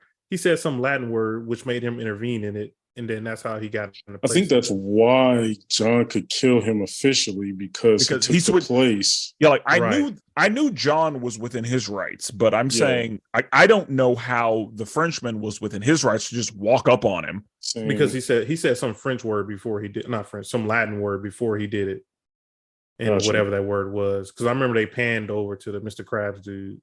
Because I thought that after they said it, I assumed the Latin word was just like, all right, tag me in. Right. But whatever. I'm sure that there's a reason for that. Yeah. Maybe because he was down, he could do it. I don't know what the rules of a duel are, but I was confused by how he was able to just be like, all right, let me just go ahead and finish this. As opposed to, I guess because John couldn't take any more paces, maybe? I guess to finish, when the person's like down, you got like a kill shot. Yeah, I'm assuming so. Because I didn't think you could shoot anymore. Like I thought that like whatever happens, that's what it is. But maybe I guess it was until death, and I don't know. Yeah, it is till death because one got to die, and your person representative got to die too. Yeah. But and Winston is like, you idiot. Yeah, you dumbass. Didn't shoot the shot. He didn't shoot the shot. Yeah. And then he says, consequences. Wow. Wow. Yeah, that was a quick one. Yeah. And I mean, we knew. Because I noticed he didn't shoot because I leaned over to Marv and I was like, he didn't shoot it. I definitely didn't notice. I didn't notice either. Yeah, I noticed. And yeah, whenever he rolled up on him, I was like, and there it is. Yeah. So I appreciated the Western, throwing a little appreciation to the Western vibe with the duel. Yeah, that was that duel. Yeah. Yeah. It was dope. And so yeah. I honestly didn't think he was going to I don't know why I didn't think this. I thought he was going to shoot him in the chest, but it's John Wick. I should have known he was going to shoot him in his fucking head. Yeah. I should have known. I don't know why. It'd be times where I'm like, John, did you have to do that?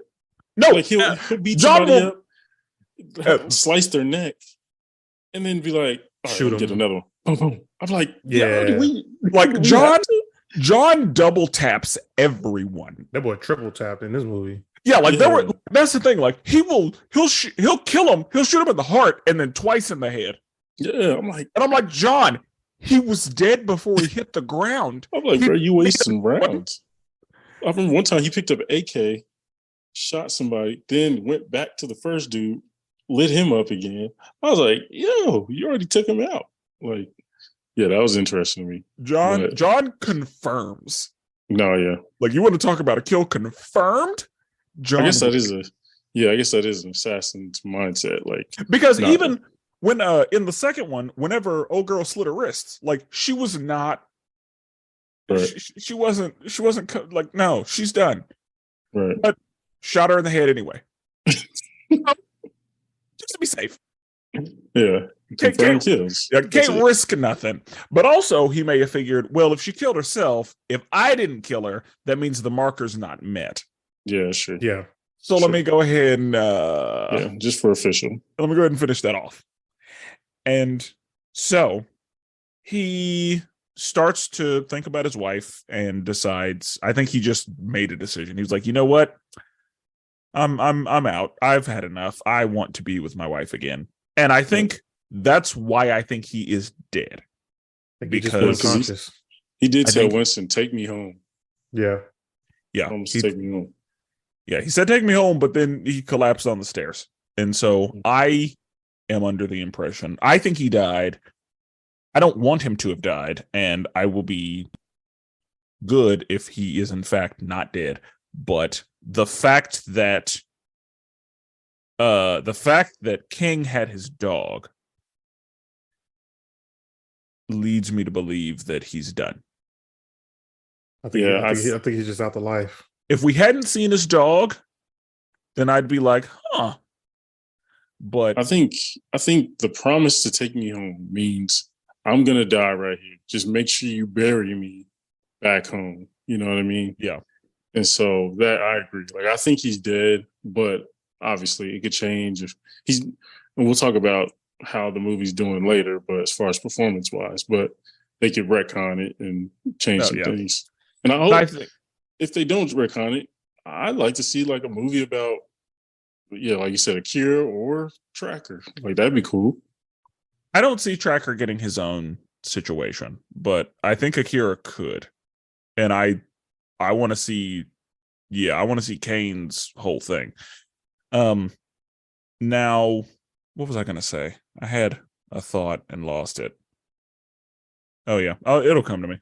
Keep going. No, but I mean, the sunset at the end, that was beautiful.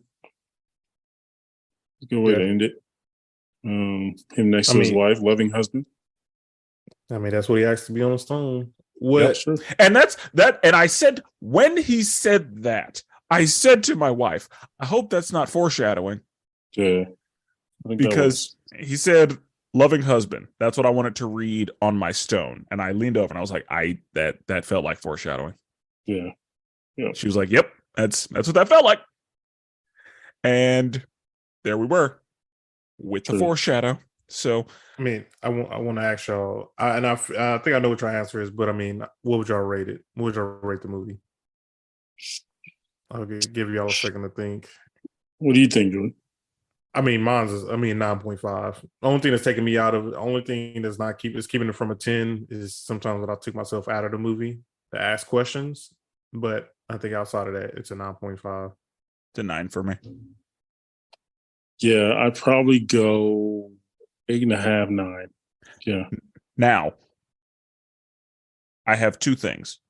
Right now, Jordan, I need you to look up John Wick's kill count across all of these movies, because I counted, because I watched them all, do my homework, and I counted how many I think he got in each movie, and I want to see how close I am to these numbers. While Jordan is doing that, gentlemen, I need an order. John Wick 1, 2, 3, 4. Best to worst. I knew this was coming. Worst. I knew this was coming.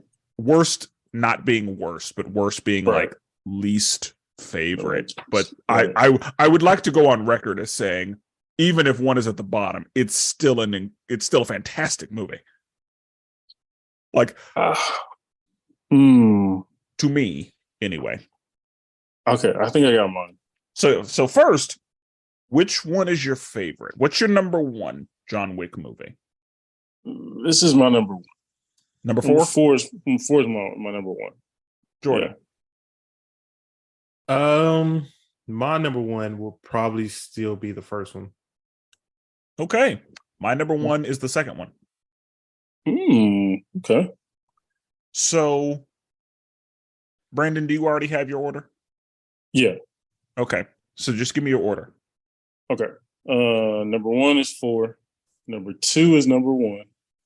The first John Wick. Mm-hmm. Number 3 is number 2, chapter 2. And number 4 is chapter 3. Okay.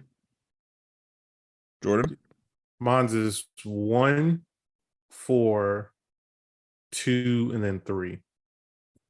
Okay. Mine is 2, 1, 4, 3. So we all agree that 3 is at the bottom. Agreed. Yeah. Which is not to speak negatively about number 3. Number 3 I'd rewatch 3 tomorrow. Yeah. Yeah, like number 3 is still a great movie. But that's the one thing we agree on, is that number 3 is the least, or at the bottom. But I'm glad you asked, because that was definitely a question of mine. I was like, I'm glad you, because I hadn't all the way confirmed. I pretty much knew my top 2, but I'm pretty sure, 3 is, out of all the greatness, it's the least, Yeah. But number 2 is my favorite, because I think that Santino is the best villain. Because Santino, he's really a piece of shit. Because he says to John, I need you to fulfill this marker, which is already trifling because John wants to be the fuck out. And then he says, and what I need you to do, I need you to kill my sister because I want her seat at the high table. And then when John does it, he's like, I can't just not avenge my sister. Yeah. Yeah, that is messed up. Yeah, and then Santino just runs away like a bitch for the rest of the movie, and then he ends up in the Continental, and he's like, "I'll just stay here forever, John." And there's nothing you can do about it. Oh, And the yeah. second movie is what kicks off the rest of the shit. So to It's me, true. number 2 is the best one. Number 2 does the world building for sure. And Yeah. that's it. That's exactly it. Number 2 is where we see how a bunch of this shit happens. Whenever he goes to the suit man, whenever he goes to the gun man, and they're talking about the guns like they're food, like or like wine or whatever. Is the sommelier in? Yeah, yeah. And the sommelier was great. Yeah, the way he was explaining the guns was just excellent. And Yep. that because that's one of the things I wanted when I watched the first one. I was like, I need to understand more of this assassin world, because all I know is that you can't conduct business on company grounds, and Perkins died for it. Right. Like, she didn't get excommunicado, she just died. Yep. Yeah. Like, your access has been revoked. Bow. I think for me, the first one, I remember when it came out, I didn't even watch the trailers. I didn't know what John Wick was. All I knew was Keanu Reeves in it. Yeah, I found out about it on accident. Same. I think most people did. Yeah, like it wasn't. I don't know if it was aggressively marketed. Like, I don't know what the deal was, but yeah, like I was just like, oh, I mean, it's just an action movie. And then when I watched it, I was like, that was the best shit.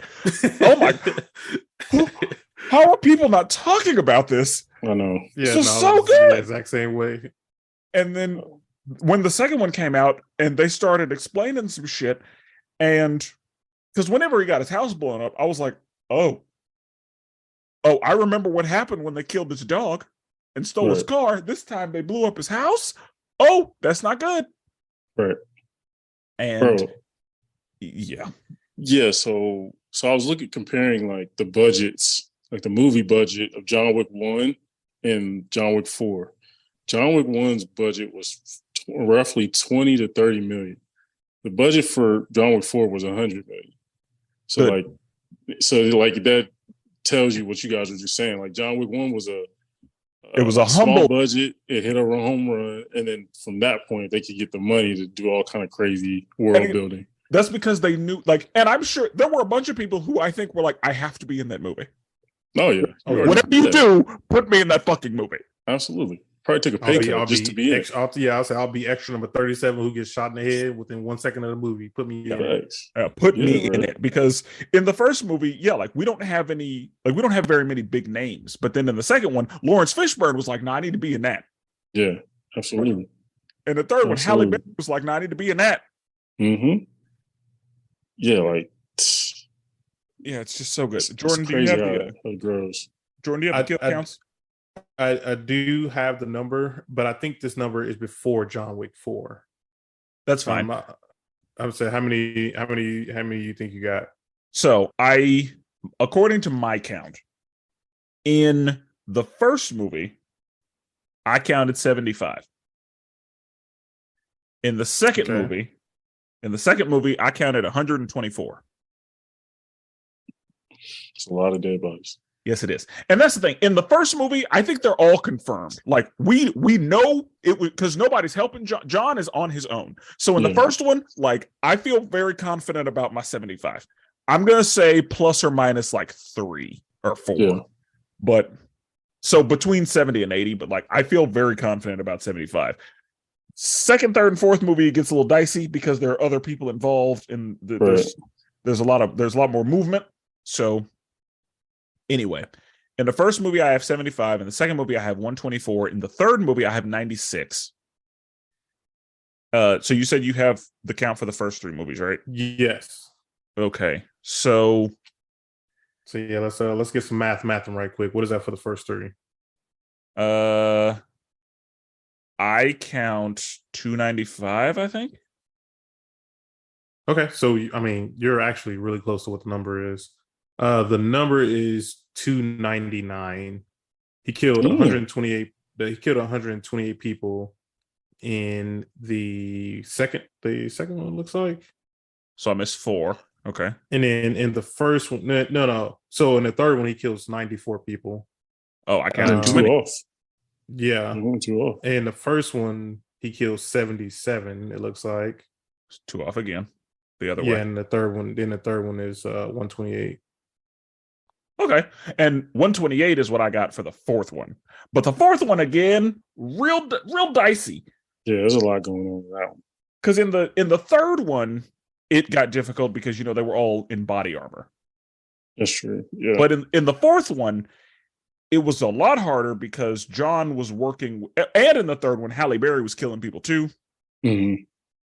But yeah, in the fourth one, it was real hard because, especially when they were at the hotel in Osaka, because and when they were when he was killing people on the stairs and in the street, and like there were some of those people, I don't know if they died. I assume some people on the stairs I feel like didn't die. I will say I see this kill average. The first John Wick movies, it says he gets a kill every 1 minute and 18 seconds across the 101 movie time. And on the second one, he's in the first movie, there's like 30 minutes before he kills anybody. Yeah. Because the opening of the movie is him like grieving his wife and receiving the dog and getting gas from the gas station and driving at the airfield. Like he doesn't kill anybody for a while. And so for it to be dropped, for him to kill so many people that he spends 30 minutes killing nobody, and then it drops the average to 108. Is that what you said? 118. A minute 18? That's stupid. I mean, chapter 2 is a kill every 57 seconds across 122 minutes. That means there are more kills than minutes in the movie. And then in chapter 3, he gets a kill every 1 minute and 23 seconds across 130 minutes. I didn't realize also this movie was long as fuck. I did not I didn't look at any trailers. I didn't look at the runtime. I did not know that. I just heard it was going to be long, but it didn't feel long when I was sitting in there. Only reason I was looking at the time, I was looking at the time. I was like, "Yo, I didn't realize this movie was that long." And my wife looked up how long it was. It's like 2:45. I was like, "Damn." Yeah, I only knew that because I saw a thing that said this will be the longest John Wick movie ever. I heard that, but like when I was watching it, it didn't feel long. But there were some people, like I saw some people joking on Facebook saying, "I went and saw John Wick last night. Just got out." Boy, I feel like to be so long, they did a really good job of pacing it to where you had some moments to chill a little bit, relax. They was in the church, but it was Kane and John Wick in the church together speaking. Like you had some chill moments, but then you also revved it back up. So they did a really good job on the pacing. Yeah, I agree. So if you're able to find a kill count for the fourth movie, I counted 128. I will keep looking for that. Rather, I estimate 128. Because confirmed, I was at like 106. But there were some people I was like, I don't know if. So I decided on 128. But anyway, I assume you will also. Oh, go ahead. I would say I think the movie is still new because I've been looking for it and I can't find like a number that everyone agrees on. They might have something tomorrow though, after the first weekend. Yeah. I did want to ask, who's y'all's favorite side character in this one? You got Kane, you got Akira, you got Tracker, you got I want to say Kane, but give me a second. I want to say Kane. I might go Tracker. Okay. I mean, I'd like it to be Tracker because he's the black one, but I think it's Kane. I really liked Kane as a character because he was funny and the way he fought. Yeah, actually, that's a good point. And I was just thinking about just more scenes with him, like the fact that somebody's funny. Like I just remember in the kitchen scene, he was like, you see him in the background eating some. Yeah. That was funny. So, and dude is like, "What the fuck are you doing?" Yeah, do your job. Yeah, I think it might be Kane. Yeah, mine is Kane as well. I think Tracker's a close second, but mine's Kane for sure. He definitely, like I said, he stole the show. Like I was hoping, I was wanting more with Kane. Same. So And that's the thing. Like, if Kane gets his own anything, yes, let's do it. I wonder if we'll see him in the prequel show if they come out with that. Like, I hope they do. Yeah, like if they were going to do a spinoff, I'd want it to be either Kane or Akira. Like that's who I want to be the center. Yeah. If they do, we can get MK to play a young Kane. I mean, maybe. I don't know. No, let's not. Brandon, MK is the dude from Ms. Marvel who was Ms. Marvel's friend. He was with the other gang and he ended up, the red being the bad guy. Not the Red Hoods. Oh, the red bandits, the red bandanas, the red. Oh, I think red bandanas. It was the Bloods. I don't know. The Bloods. Yeah, they were the red folk. Okay. Yeah, I want to see. I like to see that, or maybe an Akira, tracker, something in the future where they, both of them, something. I don't know, but either way, they did a great job. It's always a compliment when people want to see your side character's full story. You know what I mean? Yeah, every time. So yeah, they definitely got me some that I'm like excited to see more of. I'm like, damn, I hope this isn't the last one. Or at least like official of this movie series. I know we got TV, but okay. Other last question. The Red Daggers. Red Daggers. Yeah, Red Daggers. Damn right. What's your favorite action sequence? For me, I think it's got to be the sky view of the Dragon's Breath. Like, okay. That was the part where I was like, oh my god, like, because I think in every movie, there's some set piece or some action scene that's like, oh my God, I can't believe that they pulled this off. Or something that's like, what are they going to do for the next one? And for this movie, that was it for me. Like, that was I can't believe they didn't already do this. Right. And the fact that I'm seeing it right now, because the hallway scene in Daredevil has me impressed if they can just do it in one take. Right. And the way that was shot was one take. Like, we just see him going through. And again, we can see everything because it's set up like a video game. Exactly. So we can see all of the things that are happening as the camera slowly pans to the right. Mm-hmm. And so for me, it was definitely that scene. Just and more so because like that was the thing that hadn't been done yet in this set of movies. Gotcha. I will say, so with that scene, I don't know if you guys played the game. There's a game called John Wick Hex, which is also like it's almost like a strategic shooter almost, but the entire viewpoint is that above viewpoint camera. So I wonder if that's where they got the idea for doing that at. Man, I have been stuck between the scene that Spenser just said and then also the Paris on the street scene. Because I really enjoyed that, just that whole entire sequence from him like driving around in circles, shooting everybody, to everybody getting hit by cars. Man, it's tough. I might, but also that Dragon's Breath was putting in work. I'll probably go with that scene as well. That was a really good scene. Okay. Brandon, what about you? Was it Osaka? Gotta be Osaka, man. I'm a sucker for anything Japanese culture, but just But you don't like anime. Don't start, Spencer. I mean, that's a part of it, but just many other things a part of Japanese culture, wrestling, Sentai, all these other things. But I thought Brandon said hentai there for a minute. No, but like there are other Japanese culture things, Jordan. But yeah, Osaka just like it just has so much versatility. You saw so much different stuff. You saw the fighting styles, the samurai type of style. You also saw sumo wrestlers. Yeah, you saw sumo wrestlers. You saw big dudes going at it hand in hand, like hanging with John Wick a little bit. That was dope. And then obviously the one-on-one with Kane and John was dope. And just like seeing Kane like tap on stuff, try to figure stuff out, and then still hold his own with John was dope. So definitely Osaka. That's probably the longest fight sequence of the whole movie, anyways. But yeah, that's probably my favorite.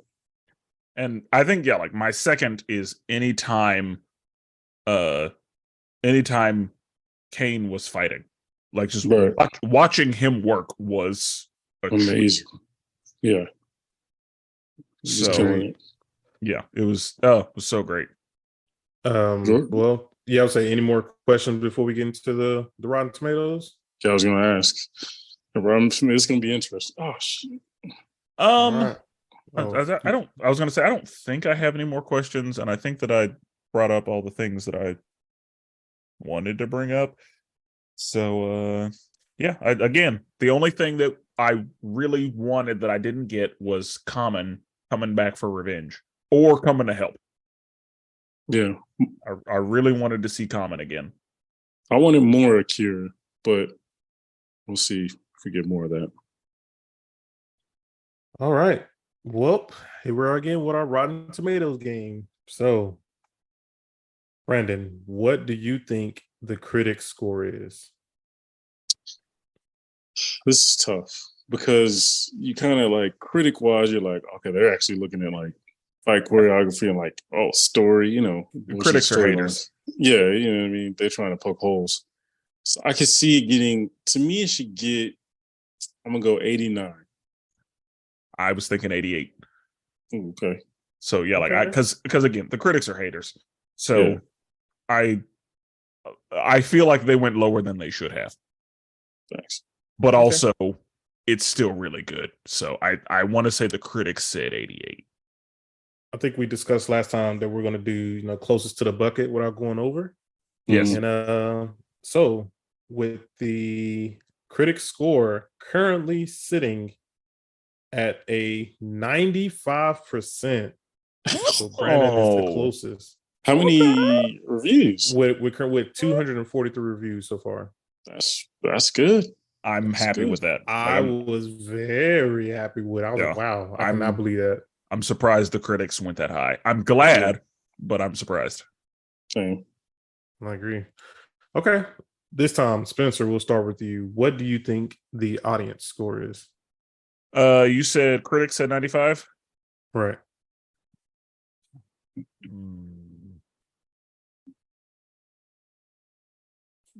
I'm gonna say also 95. I want to say 97, but if it's closest without going over, I'm gonna be safe and say 95. But in my heart, I want to say 97, but that's too high for not going over. So I'm gonna say 95. I'm gonna say 93. 93? Mm-hmm. Okay. Currently sitting with 2,500 plus verified reviews, the audience score is sitting at 95%. What? So he's right on the mark. Oh yeah, that's pretty good. That makes me happy. I'm glad that's the case. I was hoping it'd be a 97, but I get it. That's fire. Yeah. And then just for funsies, I'll put up, the first three movies, of course. Going in order, critic score for John Wick 1 was at 86%, and the audience score is at 81%. Wow. That's not what I expected. I thought they were all going to be high 80s. I agree. John Wick 2, the critic score is 89%, and the audience score is 85%. And then John Wick 3, the critic score is 89%, and then the audience score is 86%. Okay. So, that's really good. Yeah. No, I agree. I mean, all of these are basically in the high 80s. And we'll see where this falls, once there's been some time on it. Because I'm sure that the other three John Wicks did this well when they first came out as well. Right. Definitely agree. I do have a rant. I want Kevin Feige to watch this movie and to go back to Disney, go back to the little CEOs or the little pussy dudes who don't like doing rated R movies. Damn. And just be like, hey, you see how well this did? You see how well this did?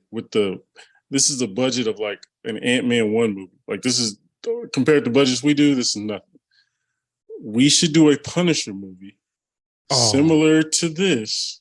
It doesn't have to be the same, but we need to, in this archetype, do a Punisher movie, rated R.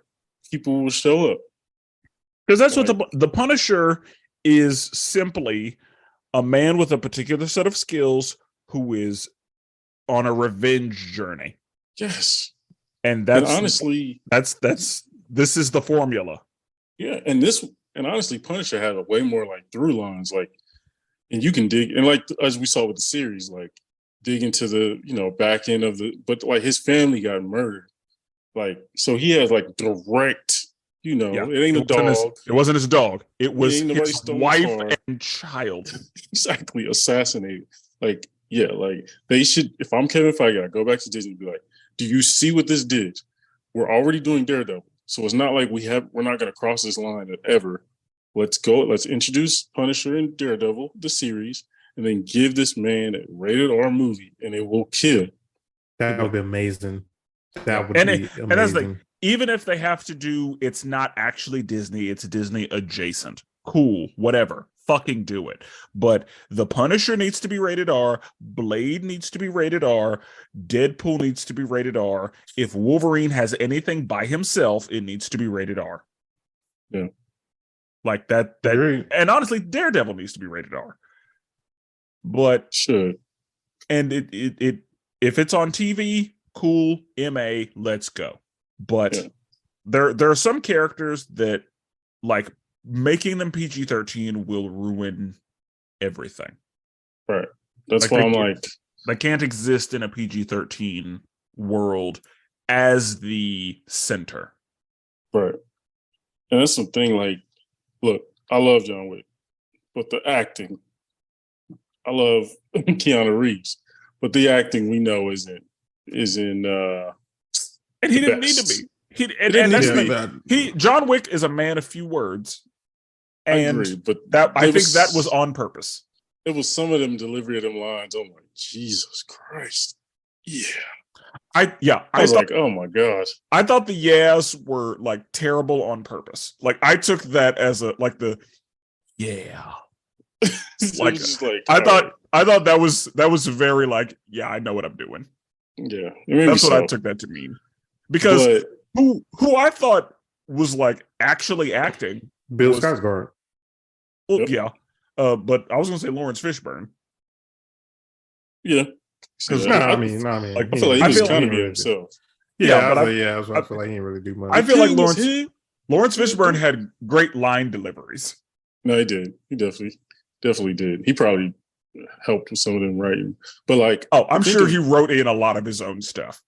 But think of like John Berthal, his caliber of an actor added with all this action, be amazing. As we saw with the Punisher series. But John Bernthal just need to get his grunt right, and yeah, and he's good. Yeah. That's my rant. I definitely agree. Everything always comes back to the MCU. It really does. I mean, it's a massive thing in our lifetimes. They have taken over the zeitgeist, and for good reason. It's Disney. Disney's always got their hand in how we see pop culture. So, that's fine. Very true. Well, anything else before we log out of here? That's it. Great movie. Join the Facebook group. Yeah, join the Facebook group. Go see this movie. I would suggest in theaters, but if you see it, wait till home. That's fine too. If you wait until if you're listening to us, hopefully you have seen it.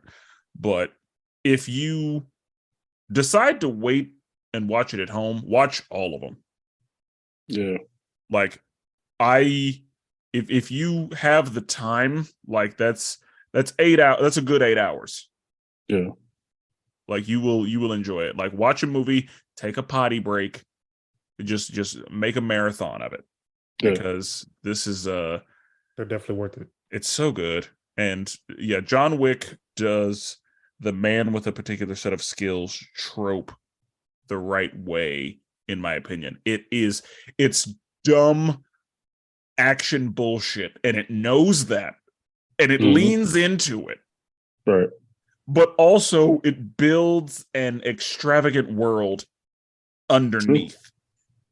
And it makes you ask questions. It makes you wonder. It makes you want to know more, and it makes you want to be involved and understand things. It does it the right way, because, as Brandon said earlier, it gives you just enough Yeah. to make you want more. Mm-hmm. And then when it gives you more, it's like, yeah, but I love everything. And Right. I want more, but also, do I want more? Do I like the mystery? Yeah. That's honestly this, and Jordan kind of mentioned it, and I've read a few of the issues, but I want to go back and read the John Wick books. Oh, I agree. Because the art is amazing, and it definitely like follows the theme of the movie. So yeah, I'm gonna check those out. Great. Well, fellas, we're at the end. And what do we say at the end? We're never duplicated. Always appreciate it. And forever melanated.